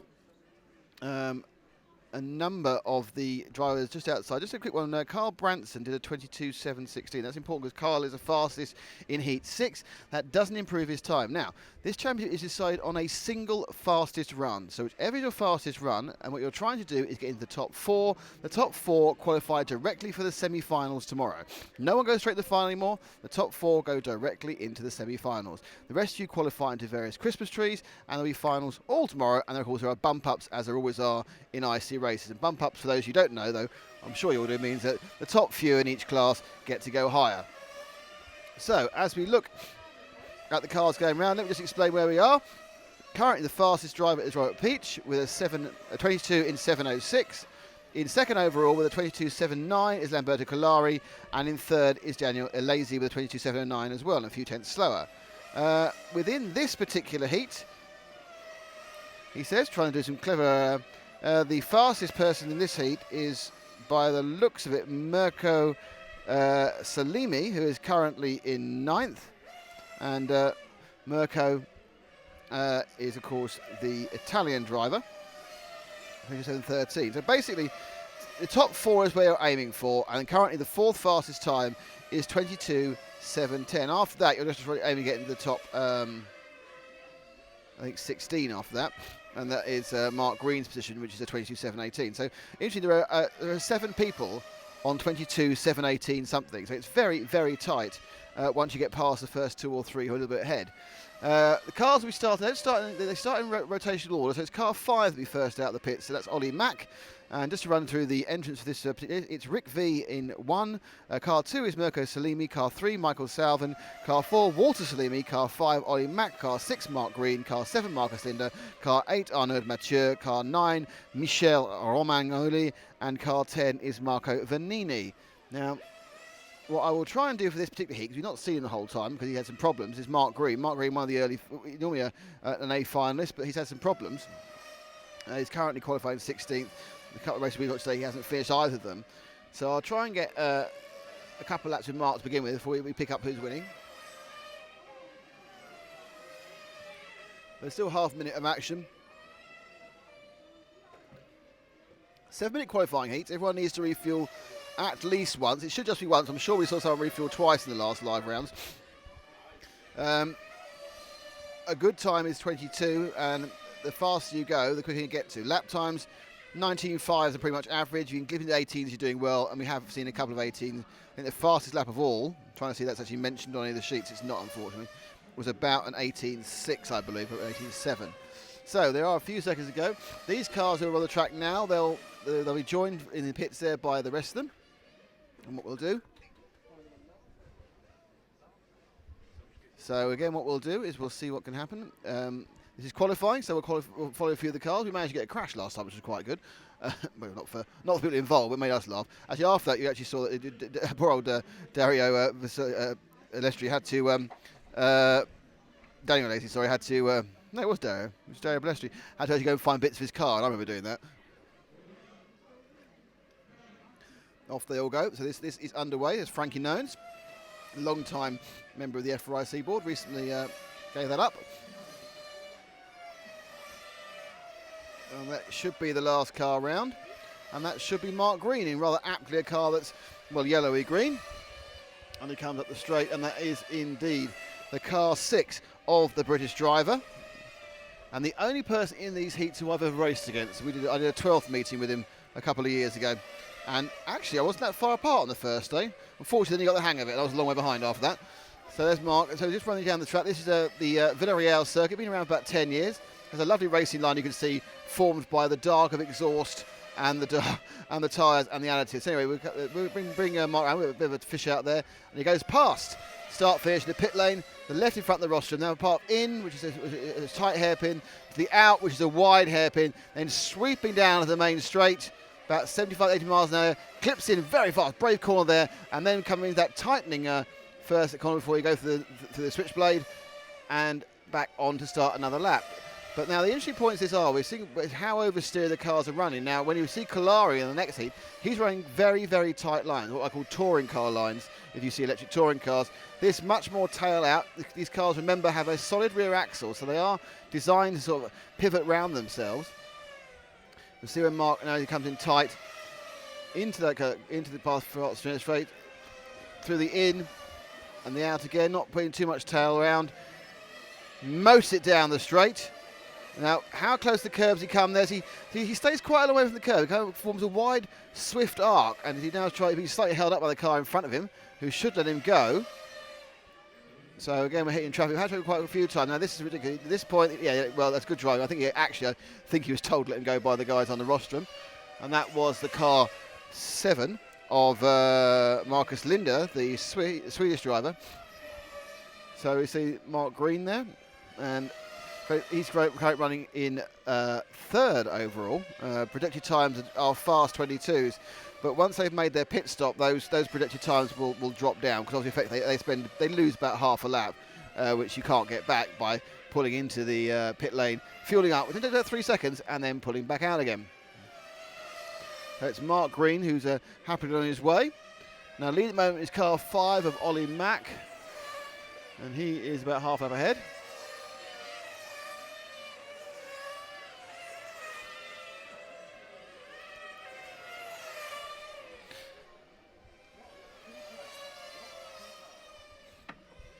And now we pick up Ollie Mack with the green and the blue, the German driver. Ollie's running a Serpent, and he's got one of the Pico engines. We actually got Albert Pico in this race in the next heat, so I'm sure he's got some reasonable Pico engines. You see the shadows now begin to lengthen onto the circuit from the huge grandstand that's at the above the top corner.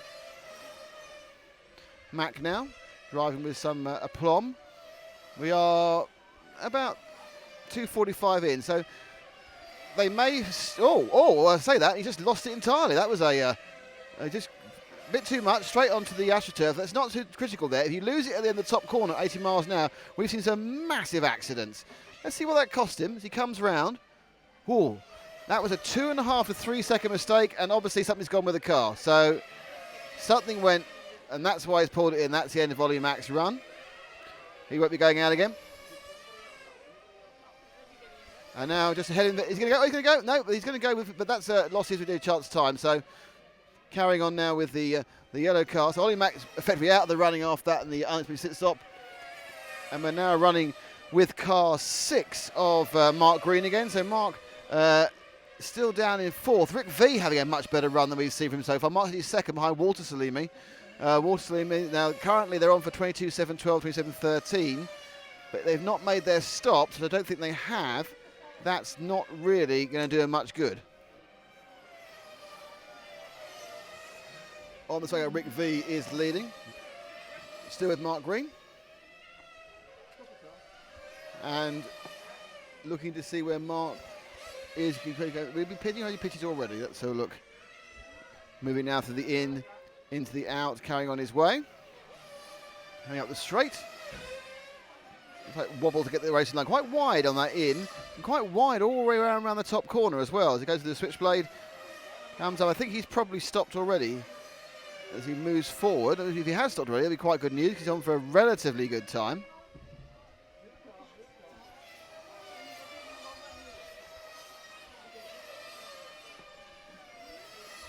And now the orange car that comes into view again. And that is the number 4. I'll get these cars off. Walter Salimi, the leader. So with the leader now, that's Walter. He's currently got a lead of about 1.5 seconds over Michael Salvin. In fact, he's just drifted into 2nd place. Rick V is currently running about 700 a second faster.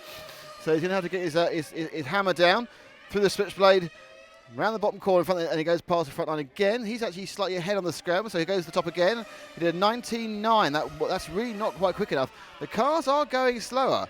The best times are 19.3s, 19.2s. We saw 18.5s in the earlier runs when the track was cool this morning.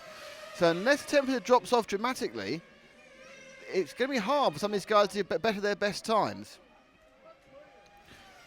In fact, neither Peach or Kalari went faster in their last round than they did in round 2, which was yesterday evening. So it may well be cooler in the next round.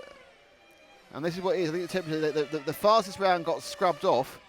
And it may well be that's why they objected to the rerunning of round 8, of race 8, because the temperature had already come up a lot by then, an hour later. And they basically said, no, you won't lose a whole round. You've all had the advantage of the cooler round.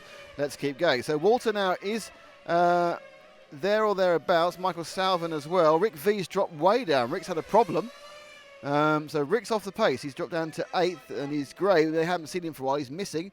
So it's Walter from Mark and Michael, I think.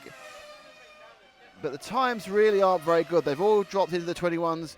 There's no 22s here. So once again, Carl Branson's time in the last heat looks particularly good. But it does seem the track is much, much slower now than it was earlier. We're seeing the best time in that was a 19.2. These guys were on 19 flats in round 3, which got cancelled. So track temperature playing a big part in the speed of the cars. As of course it does. In so many formula. I mean, you watch Formula 1, you're always hearing that Mercedes want the track 4 degrees hotter and Lotus 3 degrees cooler, because if your car needs to come in, when you've got that chemical and mechanical reaction between tarmac and car, where it stops reacting, then you're in trouble. And as the cars now are doing their final laps, Walter, Michael and Ollie have already finished. Mark Green's finished as well. And that is a great result in position terms of Walter Salimi. But in fairness, nothing that's going to make him right home. That time is only good enough. I'm not saying he hasn't done it already, but that's only about the 27th best time. And in fact, he's done a 7:18.22, so he's about 4 seconds off there. And that's really, I think, entirely down to the track just getting slower. So just run through the results of that Heat 7 of round 5, but of course only round 4. It's confusing me, goodness knows which you guys who are watching. And they've changed. Oh, my RC has just changed. It was in fact Walter Salimi from Mark Green from Michael Slavin. Sorry. So moving as we are into the final heat, this is where the big boys are. There'll be names you'll recognise. Robert Piche, who of course is the current world champion. Lamberto Collari, who is the 9 times former world champion, and European champions are many in here. So car 1, Roberto Piche. Car 2, Dario Balestri. Car 3, Lamberto Collari. Car 4, Leo van Gestel. Car 5, Simon Kurzbuch. Car 6 is Albert Pico. Car 7, Daniel Lazy. Car 8 is Andrew Pirani. Car 9 is Robin Dont. And car 10 is Oscar Cabizas. Now, I think they just said that we're going to have a half-hour break after this race. That's not in the revised schedule I have, but obviously they've revised the revised schedule, which will be good news for everybody, actually, because it's going to mean the track will have a chance to cool down. We are now, the sun's still high in the sky, and there's not a cloud in the in that sky either, but we are in a case where the heat of the day will begin to come off. The sun will drop down behind the grandstand, which is going to give them some respite, and I would think almost certainly we'll see track temperatures drop by a few degrees when we come to do the final round, which will now probably actually be at something in the region of the last race today is now going to be somewhere in the region about, I think, about 6:45 local time. My guess is that we'll be back on with live streaming for the final round at about 6:30 local time, 7:30 in Europe, as we await the big boys to come through. They're no bigger than the others. So this race is going to have Simon Kurzbuch. He's done very well, actually. He's qualified on put a couple of good runs in. So he put round 3. He's currently 7th overall, the Swiss guy. He's going to go off first. Again, they rotate the number of starts. They don't rotate the rounds like we see in off-road race. They just rotate who starts when. So it goes 5, 4, 3, 2, 1, 10, 9, 8, 7, 6, 5 in this one. Or 6, sorry, this one. And so Simon Kurzbuch goes off first and Albert Pico goes off last. The main advantage being is that the guys near the front get a bit more chance of some clean run, don't get worried about being lapped, or and particularly quick into the lap, which is easier. Gives you a chance to concentrate on your business. So, well, there's 15-minute slot for each of these races. There's about a 5-minute changeover time. There's a 2-minute warm-up or so, and then of course there is the 7 minutes of racing, so that's how it is. It's sort of 3 minutes. I think basically it's 3 minutes closed down from the previous heat, 3 minutes build up from this heat, 7 minutes running, and the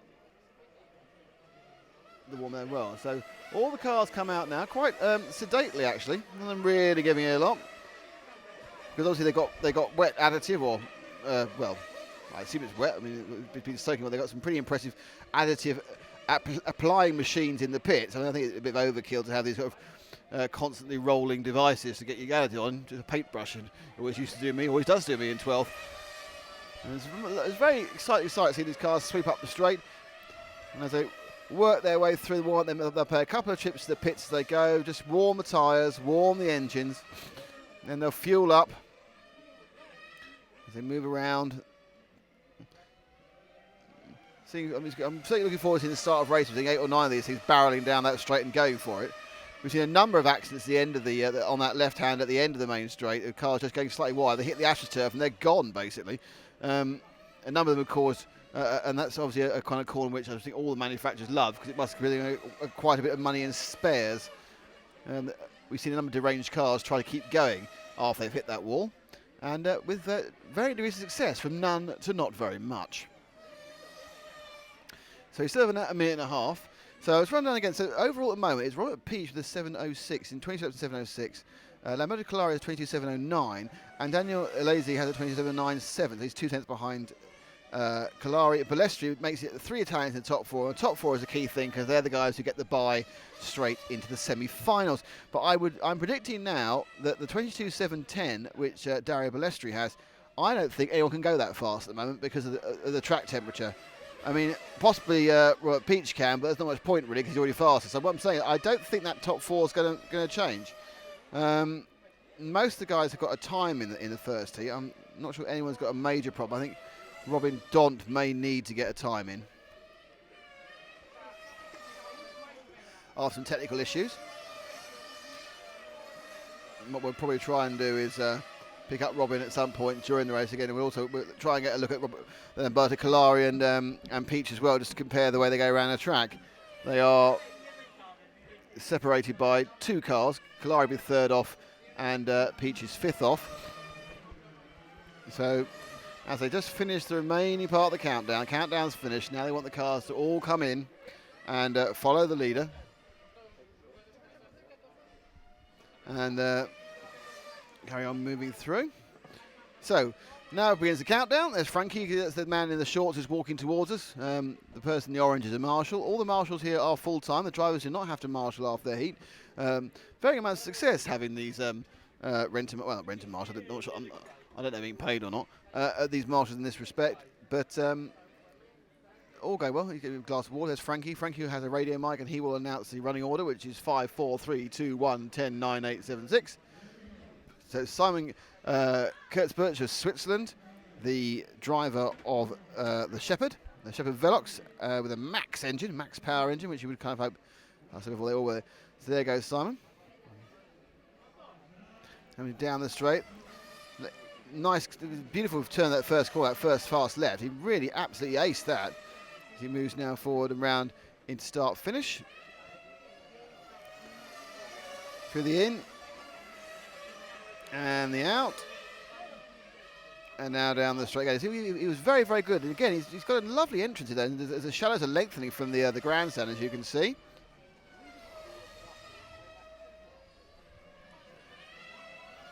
We'll wait for cars to come through. And the next car along, there we are, that should be Collari. So this is Lamberto Collari, the 9 times world champion, which is just showing off, you ask me. There's no reason to do it that many times. As he comes through. And so he comes through, Collari. Now we need to look a little bit at what he's doing and where he is. He's going down by the back straight, going through the in and the out. And he'll come up the straight down. The interesting thing is, look how he takes the corner after this one. So he comes here, the sweep. See how he goes around the big loop effectively at the end of the straight. Much, much slower, much, much tighter to the curb than most of the other guys. And he puts it on, it's all very controlled driving style. He's very much a curb rider, but most of the others are much more kind of flowing and taking the ride circles. And I suppose, I mean, I'm not quite whether it's always been his start. It's the first time I've seen him live, but that's what we're seeing here at the moment as he moves through the switchblade. Comes back. What we'll do now is we'll compare him directly to Robert Peach. And we just pick up Robert Peach hopefully in a second. Oh no, we might have lost him. No, I think we got Robert. Excellent. And there's Robert. And there's Robert coming up now. Have a watch how he takes this corner again. Look, much, much further away from the curb. Much higher minimum speed, at bigger distance. So he's started taking the bottom corner a little bit tighter. There he goes again.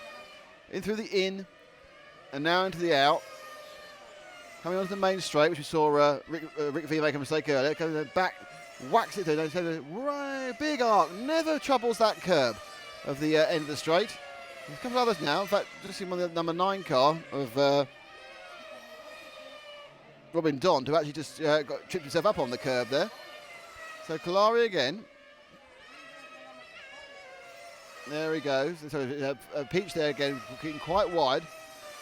And moves through. So now we're a couple of minutes into the race, and currently it is Peach just leading from Collari, from Simon Kurtzberg. She's going very well, and Balestri, and it's looking.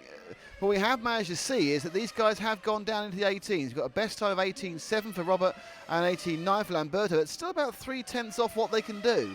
So I think Lamberto might actually be on for a slightly better time as he takes the lead on the stagger on the computer, but not overall. So you look and see whether when they've all done a lap, it's very much a case. It is Peach from Collari, from Balestri, from Kurtzberg, Albert Pico in 5th. So let's see if we can find the next person we really need to look at. The car 2, see where he is in the track, but we're still about Peach. Again, not particularly coming up the straight now.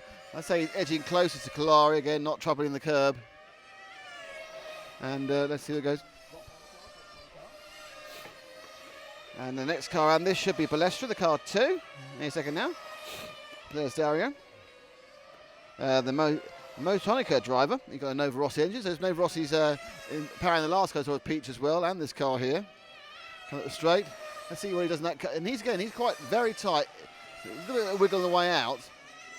There are 2 very definite lines over that corner at the end of the sweeper after the main straight, and it's very 6 miles works better, but it really depends on how much people are on the brakes. The other interesting thing to try, and I'm not sure you can hear this, it's quite hard to hear, but these cars all have 2-speed gearboxes. It's a centrifugal gearbox. It actually changes up the second gear at a certain number of revs, and you can hear it if you're lucky.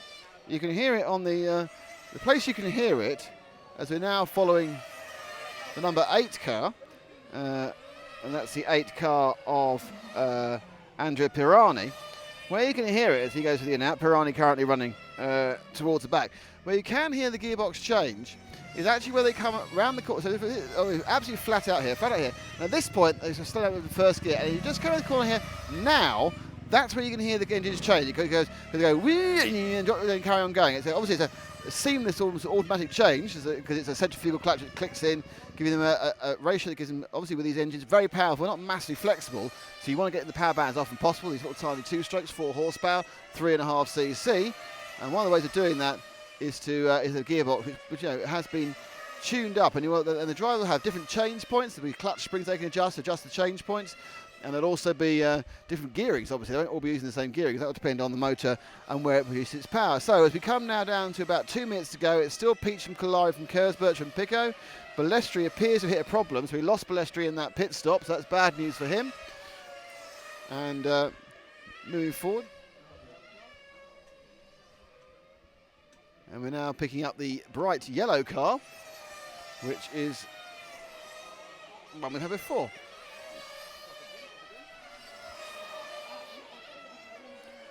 And we pick up the green and with the black slashes, well, the dark blue really. And it goes in the pit, so we can see a super speedy pit stop. Up, jet fuel can in. I think 125 cc. Oh, that's a problem by the looks of it. So that's somebody else who's suffering.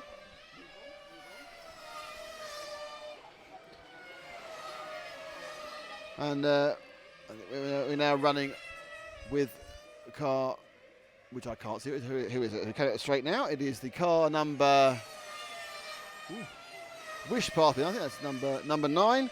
So we're back with Robin Dont, the Belgian on the Motonica, with a Vox engine, so an engine that speaks to him. And as we wind down the last minute or so, it's Peach from Kalari from Pico. Is the 1, 2, 3. So Pico's come up well in this one. So there's Hont.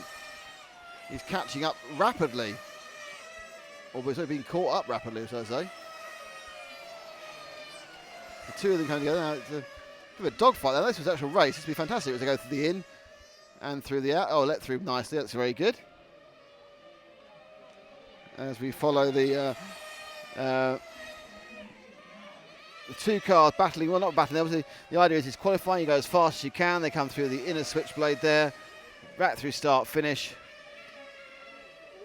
Through the in and the out, and now we are in a situation where we are pretty much on their last laps.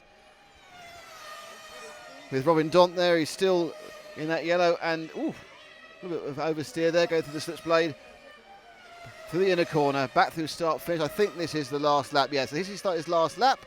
So everyone now is finishing off their 7-minute runs.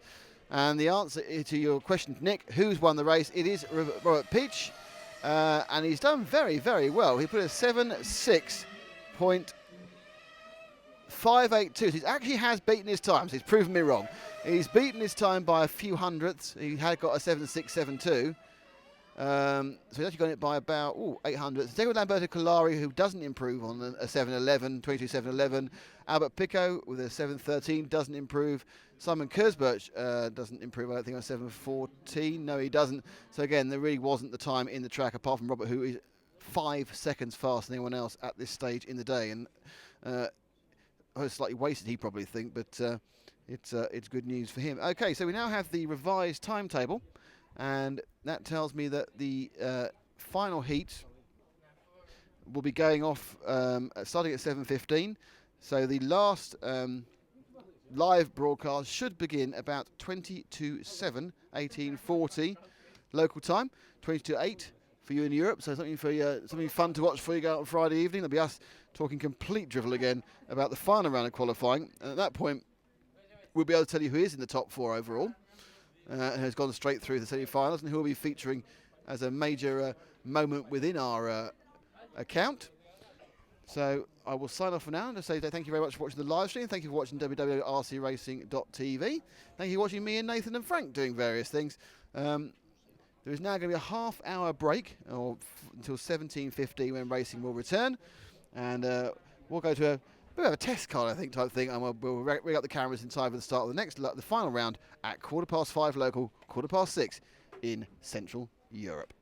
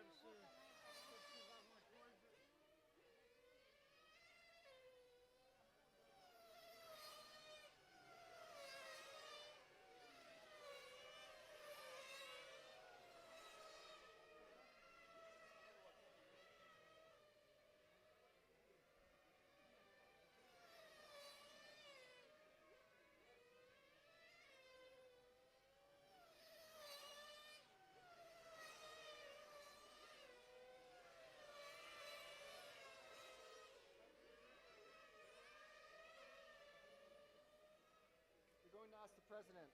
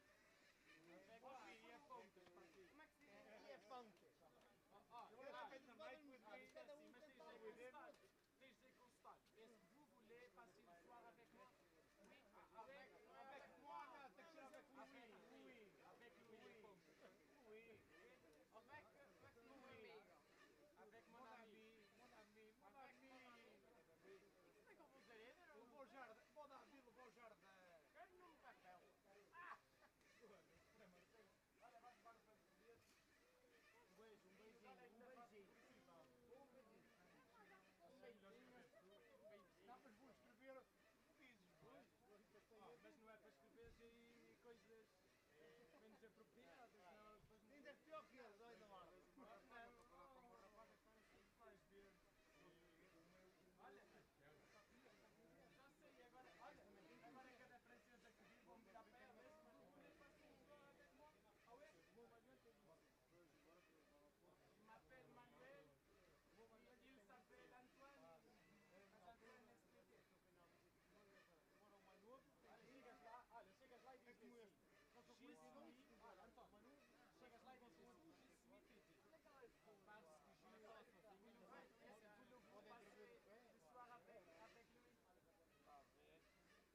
que je est-ce que vous le passez le soir avec lui? Tu dire, avec mon ami. Avec Olha, vamos já embora. mon ami. Então, isso não dá para contar para ti, como é que faz? Ela sabe. Avec moi? Exato, diz assim, é mesmo mal. Como é que isso aponta para ti mesmo, Luís? Não gosto. Está olhando agora, que não se aprende nada.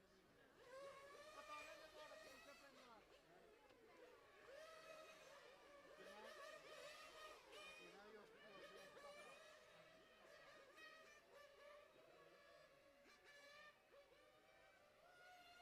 Olha, mas se ela estiver com a mãe, não tenhas isso. Vais só depois quando eu vir sozinha, se não ainda bem a mãe tripar comigo. Mas também te digo, a mãe está velha, mas também não vai. Olha, pá.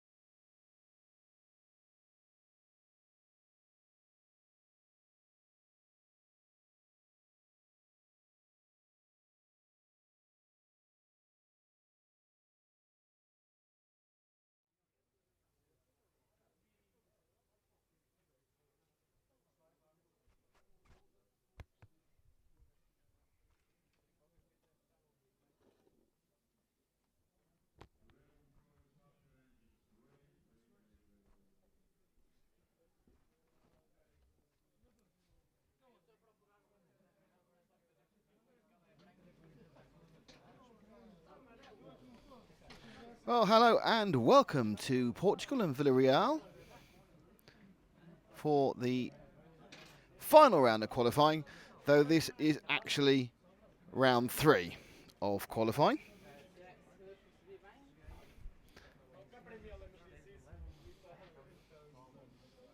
And thank you for so many for joining us on the RC Racing TV and F1WS live feed. We'll have some moving pictures and some talking. Well, for the next half hour, for the last 2 rounds of heats.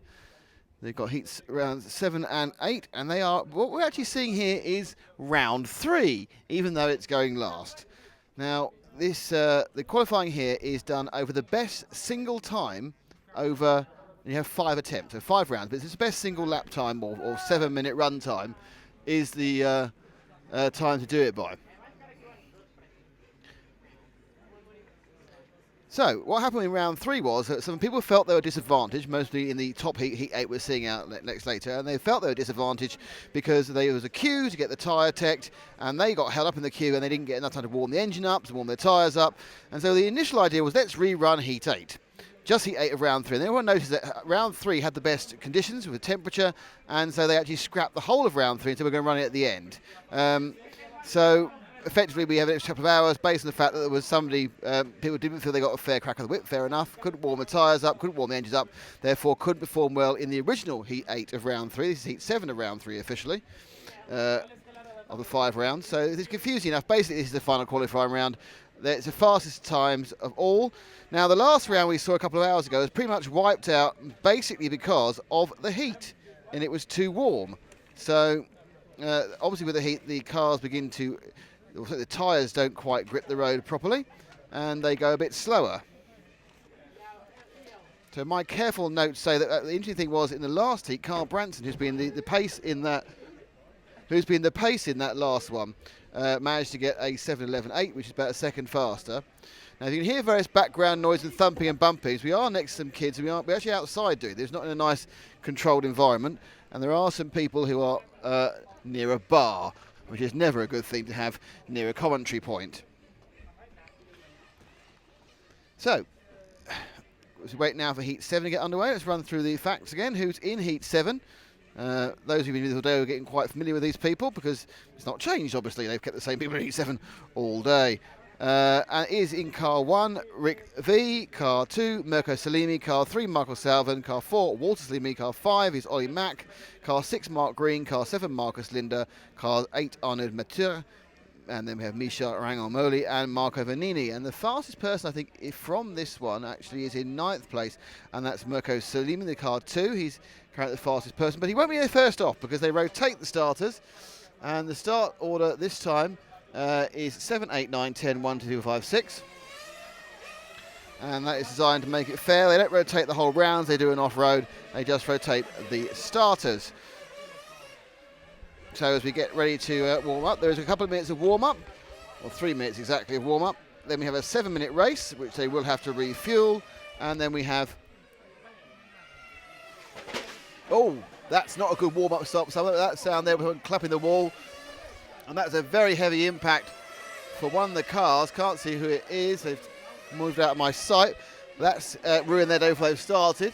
It picked up. I can see in the pits. I don't know anything to do about it. If we hit that, basically, at the end of the main straight, we're follow the car around here, this yellow car.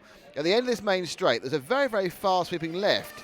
If you go off too wide and hit the AstroTurf, there's no grip at all once you hit that, and you are going to slam the wall, as you heard, hopefully, very, very heavily and noisy. And most of the time, the car will brake. Not always, but most of the time. And we saw, I think it was Dario Balestri who did that in round number 4.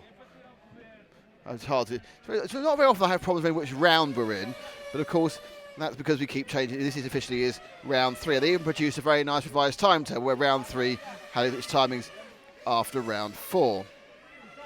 So the aim for all of these drivers is firstly to get in the top 4 because that will get them straight into the semi-finals. The highest you can qualify the semi-finals, so anyone in the top 4. The next aim is getting the top 16 because that will get you into the quarterfinals, and below that you obviously have an 8th final.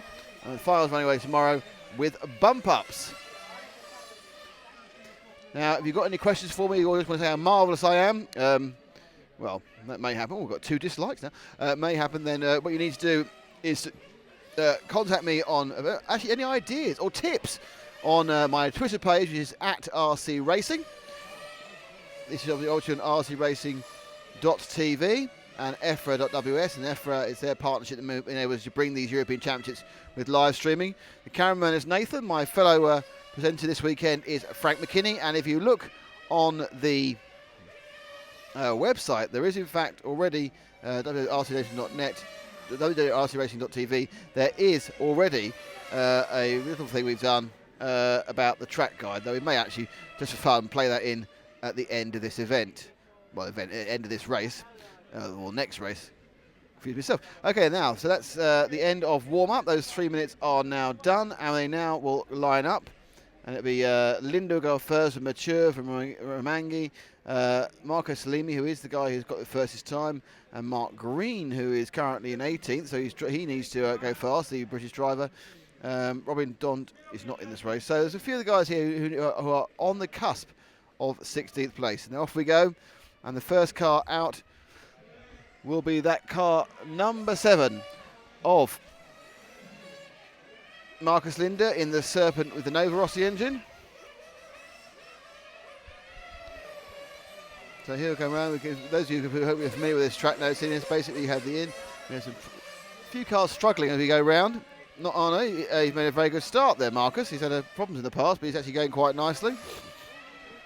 And they trigger the timing beam now as he goes round through past the pit lane and start finish. Takes the left in front of the rostrum, round the in, and then the out hairpins. Full wet power down the straight, following that very easy to follow dark line. That's to be careful, and then round the corner where he takes it like an 8th driver, not a touring car driver. And happy that's his lap finished without any sort of ado. And on his Marcus actually is currently one of the top drivers there, in the 3rd or 4th place. So we now ready to pick up the next car, and there's whoops. So entering the straight there with some aplomb was car number 9, and that is Michel Romangoli. Now Michel actually is 2nd place at the moment in the race.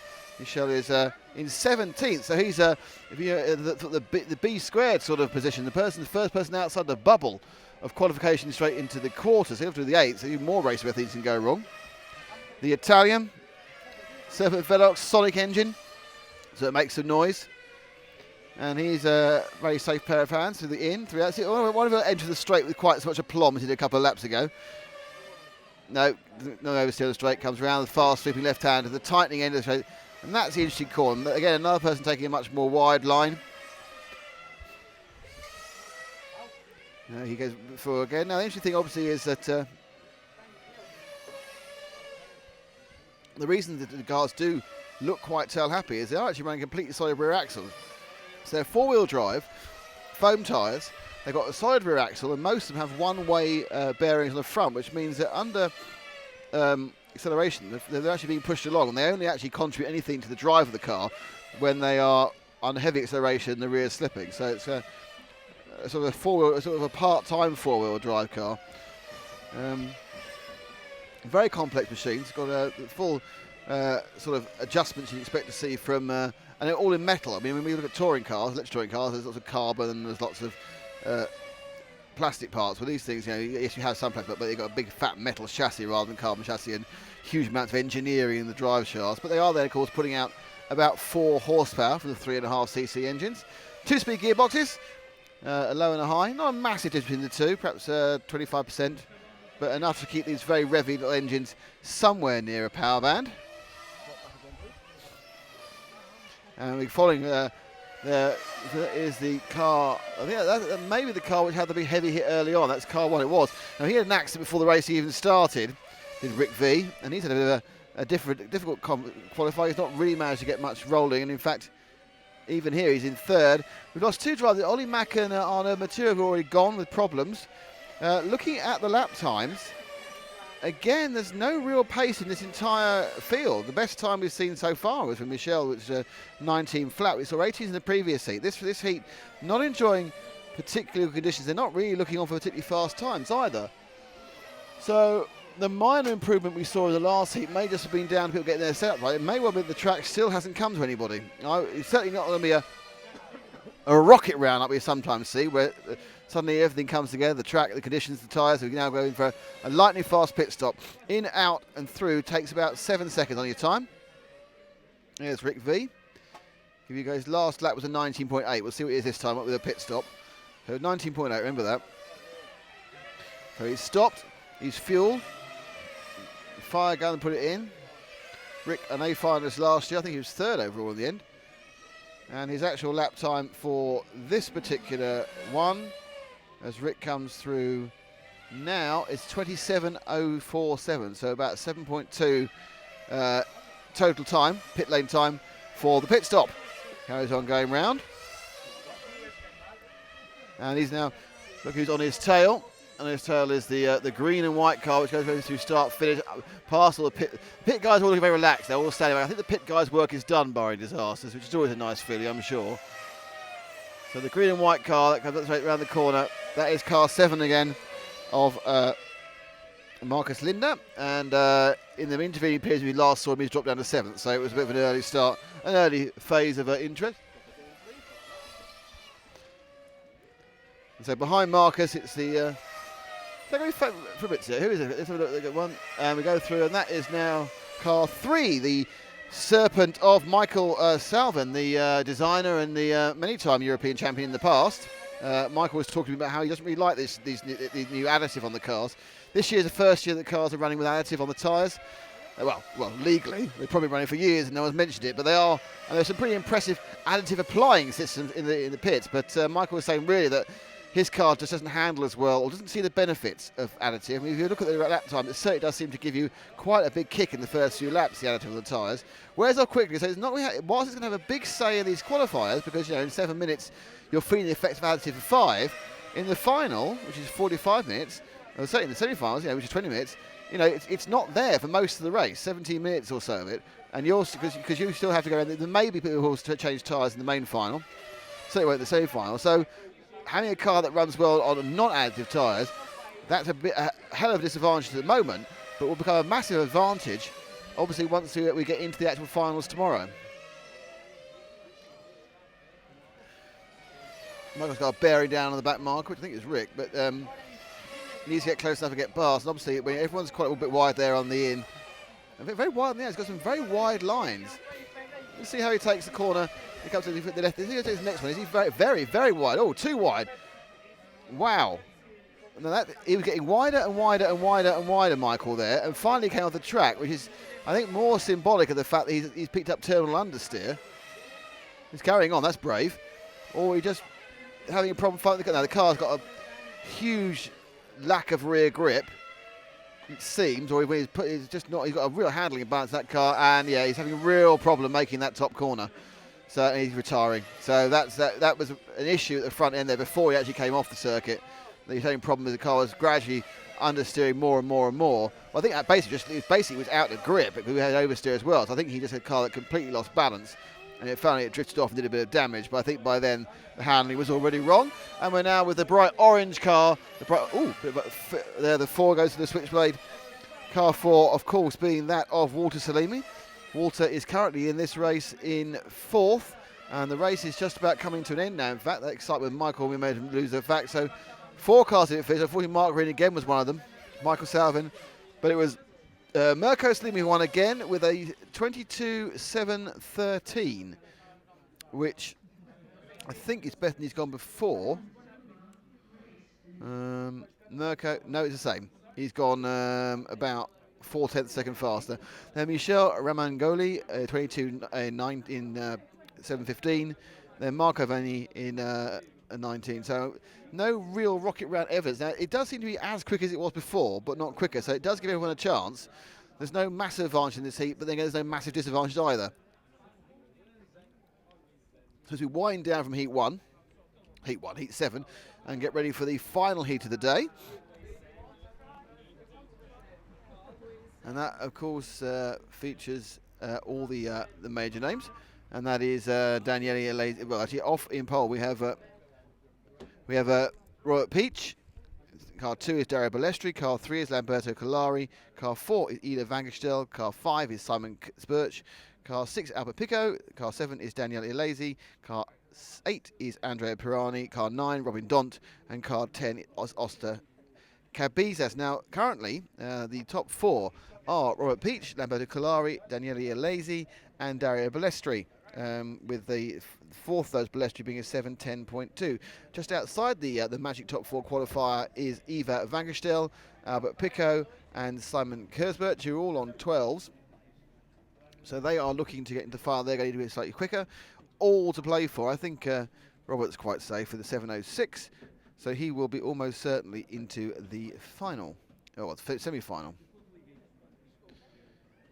Drivers now looking up saying, can we start it? Yes, you can.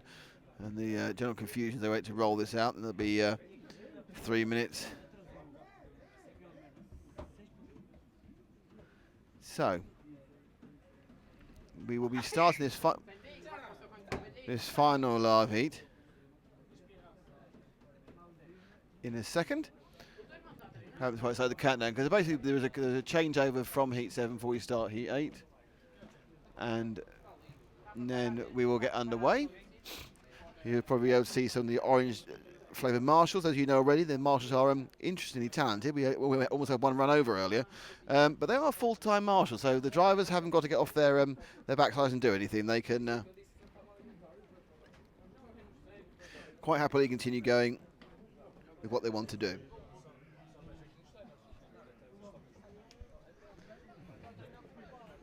So, as the engines fire up, we're now looking for the cars to move out from the pit lane, and they will go off in the order 7, 8, 9, 10. So it'll be Daniel Alesi will go off at the start of the race first. We'll go first now. This will just be a free-for-all.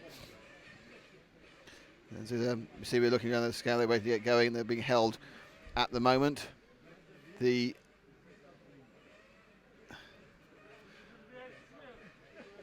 cars are about to get ready and going for this, which is the final heat of the day. It's Heat 8 here from Villarreal. It's round 5, though it's a 6th round qualifying we had. It's a long story. In the very gathering shadows here at almost 7 o'clock local time. 8 o'clock, obviously, for you in Central Europe, but you'd know that because you can just look at your clock. And as we now look and see who will take the fastest time, it's the key thing, really, these top 4 positions currently held by Robert, Lamberto, Daniele, and Dario. So they're making sure, after the problems in the original third round, they're making sure that everybody has enough time to warm up, and there's no danger of anybody complaining and trying to rerun this race again, because if they did, we'd be here until Tuesday week probably, which would be, well, quite nice as far as the sun's concerned. Getting a lovely tan on one side of me anyway. So, still waiting to be released. They are being there's a very long hold. So I think it's definitely a case of this is what you asked for, boys. Now you can have it. You can sit there waiting, holding your cars whilst they are thoroughly warmed through. I wonder if anyone's actually run out of fuel whilst just sitting there warming their car up. Wouldn't surprise me. Waiting for Frankie Nones to give them the go-ahead, and cars, nope. Well, one man is kneeling in position 2, so he thinks the car's about to go down. But we'll soon find out.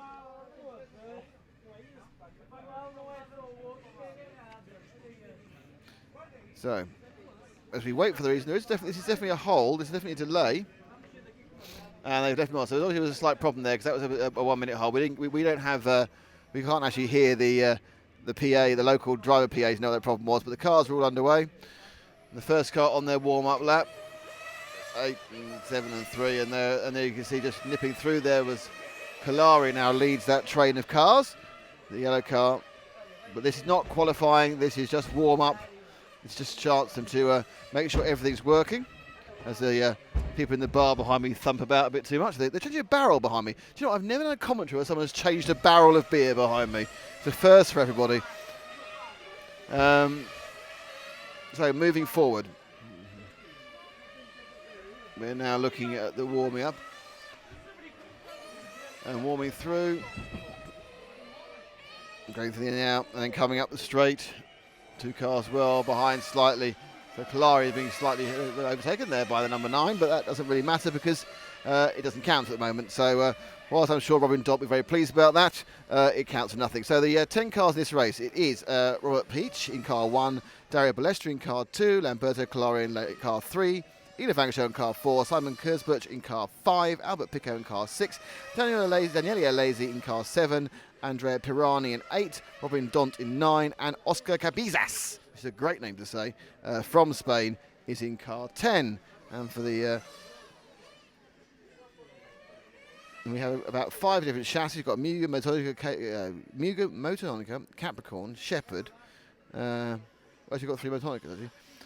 We've got Nova Rossi, we've got VDX, we've got Nova, Sonic engines, Pico engines, Max engines, but mostly Nova Rossi. There's 5 Nova Rossis in this first heat. This is Kalari now trying to get the last scene. You can see the lengthening shadows. They don't seem to have a massive effect on the track temperature because the bit they're covering is a bit which isn't really much about grip. It's just the shoot between the fast left off the main straight and the end corner where they can loop round and sit hard on the curbs.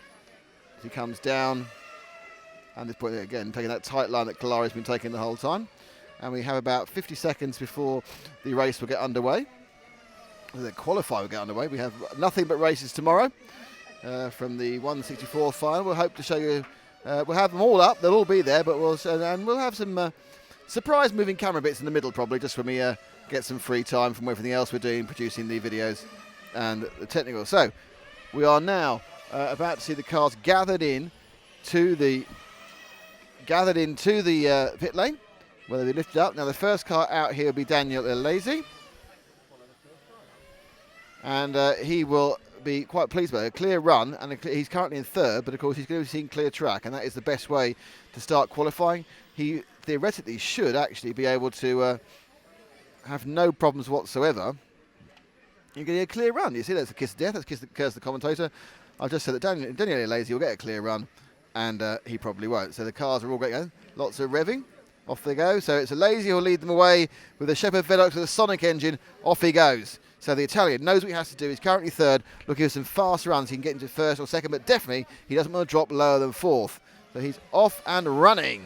So he goes round, takes the more halfway house between the 8th line, the touring car, round through the switchblade, comes back and through the inner circle and down past start finish. Left in front of the rostrum. There's the in and the out. Takes it wide. Full power now. There's a lot of grip. Don't forget, these guys are rich. They're high on additive at the moment. This is when they can set the blistering laps in the first 3 or 4 laps before the additive begins to go off these tyres. And then they'll settle in. Then they have the pit stop. 7 minutes, pit stop halfway through. And then they'll finally see what sort of lap times they got. So Alesi's just an 18.8. We've got 2 18.8. Kalari has an 18.8 first lap. Peach is an 18.8 first lap.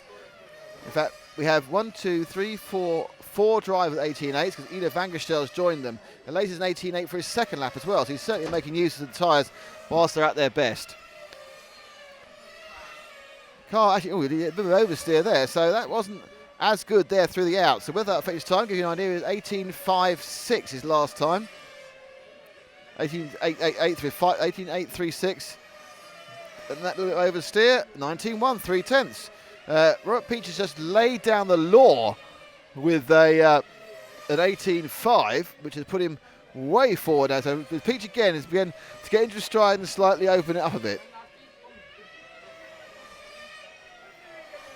So currently, as we wait for them actually to run out a whole lap, and it's Alesi who's still doing reasonably well from Pirani, from Hont, but we'll find that Kalari and just let them run through, and they do, and basically it is.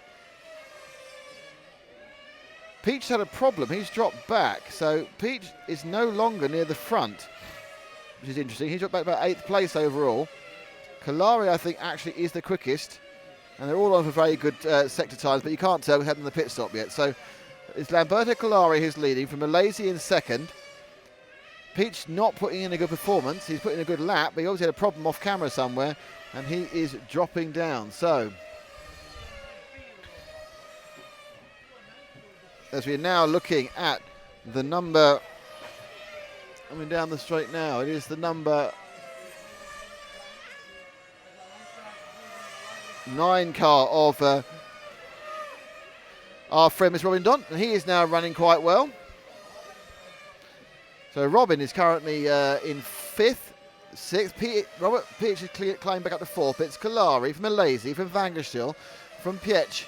As the stagger runs winds, it's constantly moving, but Alesi in that 7 car is doing well.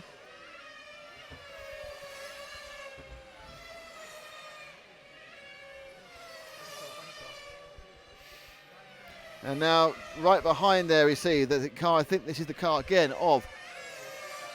It is. That's Robert Peach is just desperately trying to catch up from a bad start. There's always a problem about lap 3 or 4. He suddenly dropped back, but he is creeping his way back. In fact, he's now, I think, actually second on the road, but he's predicted to be the fastest of all. So that mistake that he made early on doesn't seem to be too bad. Lazy, Balestri. Lazy's going well. Balestri nowhere to be seen at the moment. He's back at the 4th overall qualifier. But we're sitting with Peach as he goes in and he goes out, putting the power down. Still turning 18-second laps. And this is going to be a fast run because they've stayed below 19, even though we're now nearly halfway through. So getting close to pit stop time. So much so that Robert comes in for his pit stop. And he's gone. That's a quick one. So last lap for Pietsch was a 19 flat. Let's see how long this stop took him. And we had 7 seconds, 7.3 was the stop we timed yesterday. Comes out, picks up the rhythm again immediately. Takes the wide line at the end corner. It's like a bit of oversteer. I think now you've lost the advantage of the additive. Comes back now through start finish and he goes through in a 23.9. So he only lost 4.5 seconds. 4.5 seconds, including stopping and moving. That's a fantastic pit stop. That means he made 3 seconds on some of the slow ones. If you make 3 seconds of pit stop, you haven't even gone about the driving. It's pretty much made for you. So Pietsch, with that fantastic stop, has leapt himself into the lead.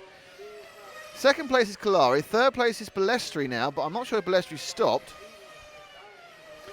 Let's see if we can pick up Balestri. He's car 2. I'm going to see where he is on the track. Balestri actually at the moment is hounding Kalari. So we'll try to get on.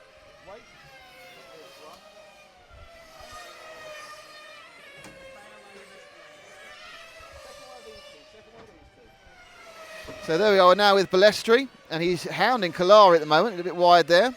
So we managed to get the camera. He's got, that car looks very oversteery, but it's certainly working because he's pulled up over the past few laps. It's very, very close amongst the top 6 or 7 as Balestri goes around. Kalari is currently in second. Pietsch is first. Balestri alternating between 4th and 5th. But he lost a bit of time there. You see now he's catching up to Kalari. His problem is I can't see Kalari letting him through, even though he should, because he's also going for a time, or it's probably going to be the fastest of all the runs. And certainly we see that several of them are looking good. So Kalari and Pietsch are predicted to go fast. They've gone. Pietsch fast of all. So the first 2 are looking like the first 2, which is good. Now, the reason that caused that Kalari is ahead of Balestri is because he started after him. If that makes sense, because obviously the stagger, he got past him. Now, at this point, he's holding Balestri up, and this is where really he should be told to let him through. But how do you tell a 9-time world champion to let someone through? You're blocking him, and that's that. Oh, nice move there. Now, I think that was a 0 loss. I'm not sure whether he got overtaken or left, but this now is Balestri, who only has to make up a second or 2, and he should be, by my calculations, beginning to sprint through the field, and he is. So the question really is that Balestri's got through. Kalari needs to stay within a second of him. We're within about a minute of the road time, but it's Pietsch winning this.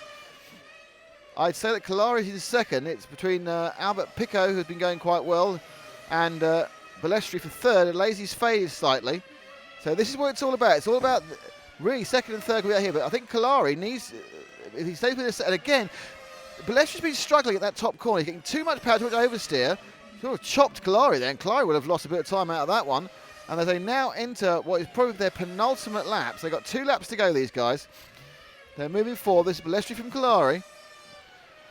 Been quite an interesting little scrap here. And again, he's very slow through that part, and then very quick through the rest. So Balestri's car not handling the slow-in power for that kink. But the rest of it, lovely through the in. Let's see how wide he goes through the out. Not so bad. He's pulling it. We go from Kalari, and then he comes up the straight now, the 2 of them, as we decide to follow the wrong car for the last lap or so. But they are now finished, and I can tell you that of the cars of his, Robert Pietsch has set a new FTD and will be on pole. In second is Lamanda Carrari, and third is Dario Balestri. No, Simon Kurzberg is coming to third. Right at the last minute, Simon Kurzberg is coming to third by virtually nothing. So, top qualifier is Robert Pietsch with a 7.0 22.703. Second Alberto Calari, 22.708. Third finisher is Simon Kurzberg with a 22.710, but that will only move him up to fifth. The top four stay the same, so either Albert Pico 7.10 as well, Dario Balestri 7.10, we'll discard that, Andrea Pirani 7.11, Lazier 7.12, we discard that. Good run finally for Robin Dont with a 7.15.22, and Oscar Kazibas with a 22 in 7.19. So these guys will all be in the semis, but the guys who've gone straight, so the quarters, guys straight to the semi is Robert Pitch, who is the fastest driver here in qualifying on most rounds and has a 5-second advantage over Calari. And a lot of that, I'm sure, was made up in the pit stop, which was lightning. So at the end of qualifying for the 1/8 Track Euros at Villarreal, we have a German from Italian, but more importantly, we have a fantastic day's racing in prospect tomorrow, and it's all finals, there'll be bump-ups and everything else. So don't forget to tune in to FOS or rcracing.tv to enjoy those, and they'll be starting, I've got a timetable, but I think we'll probably be back on sometime in the region. The first finals start at 9, but we'll probably start with 1:30. So we'll be on about 10 o'clock with the finals. There's a couple of finals which aren't quite full at the end before we get to the 1:30 seconds. And that'll be on here live. We'll have a lot of moving camera. Obviously the moving camera for the semis and the final, but perhaps some stuff in between.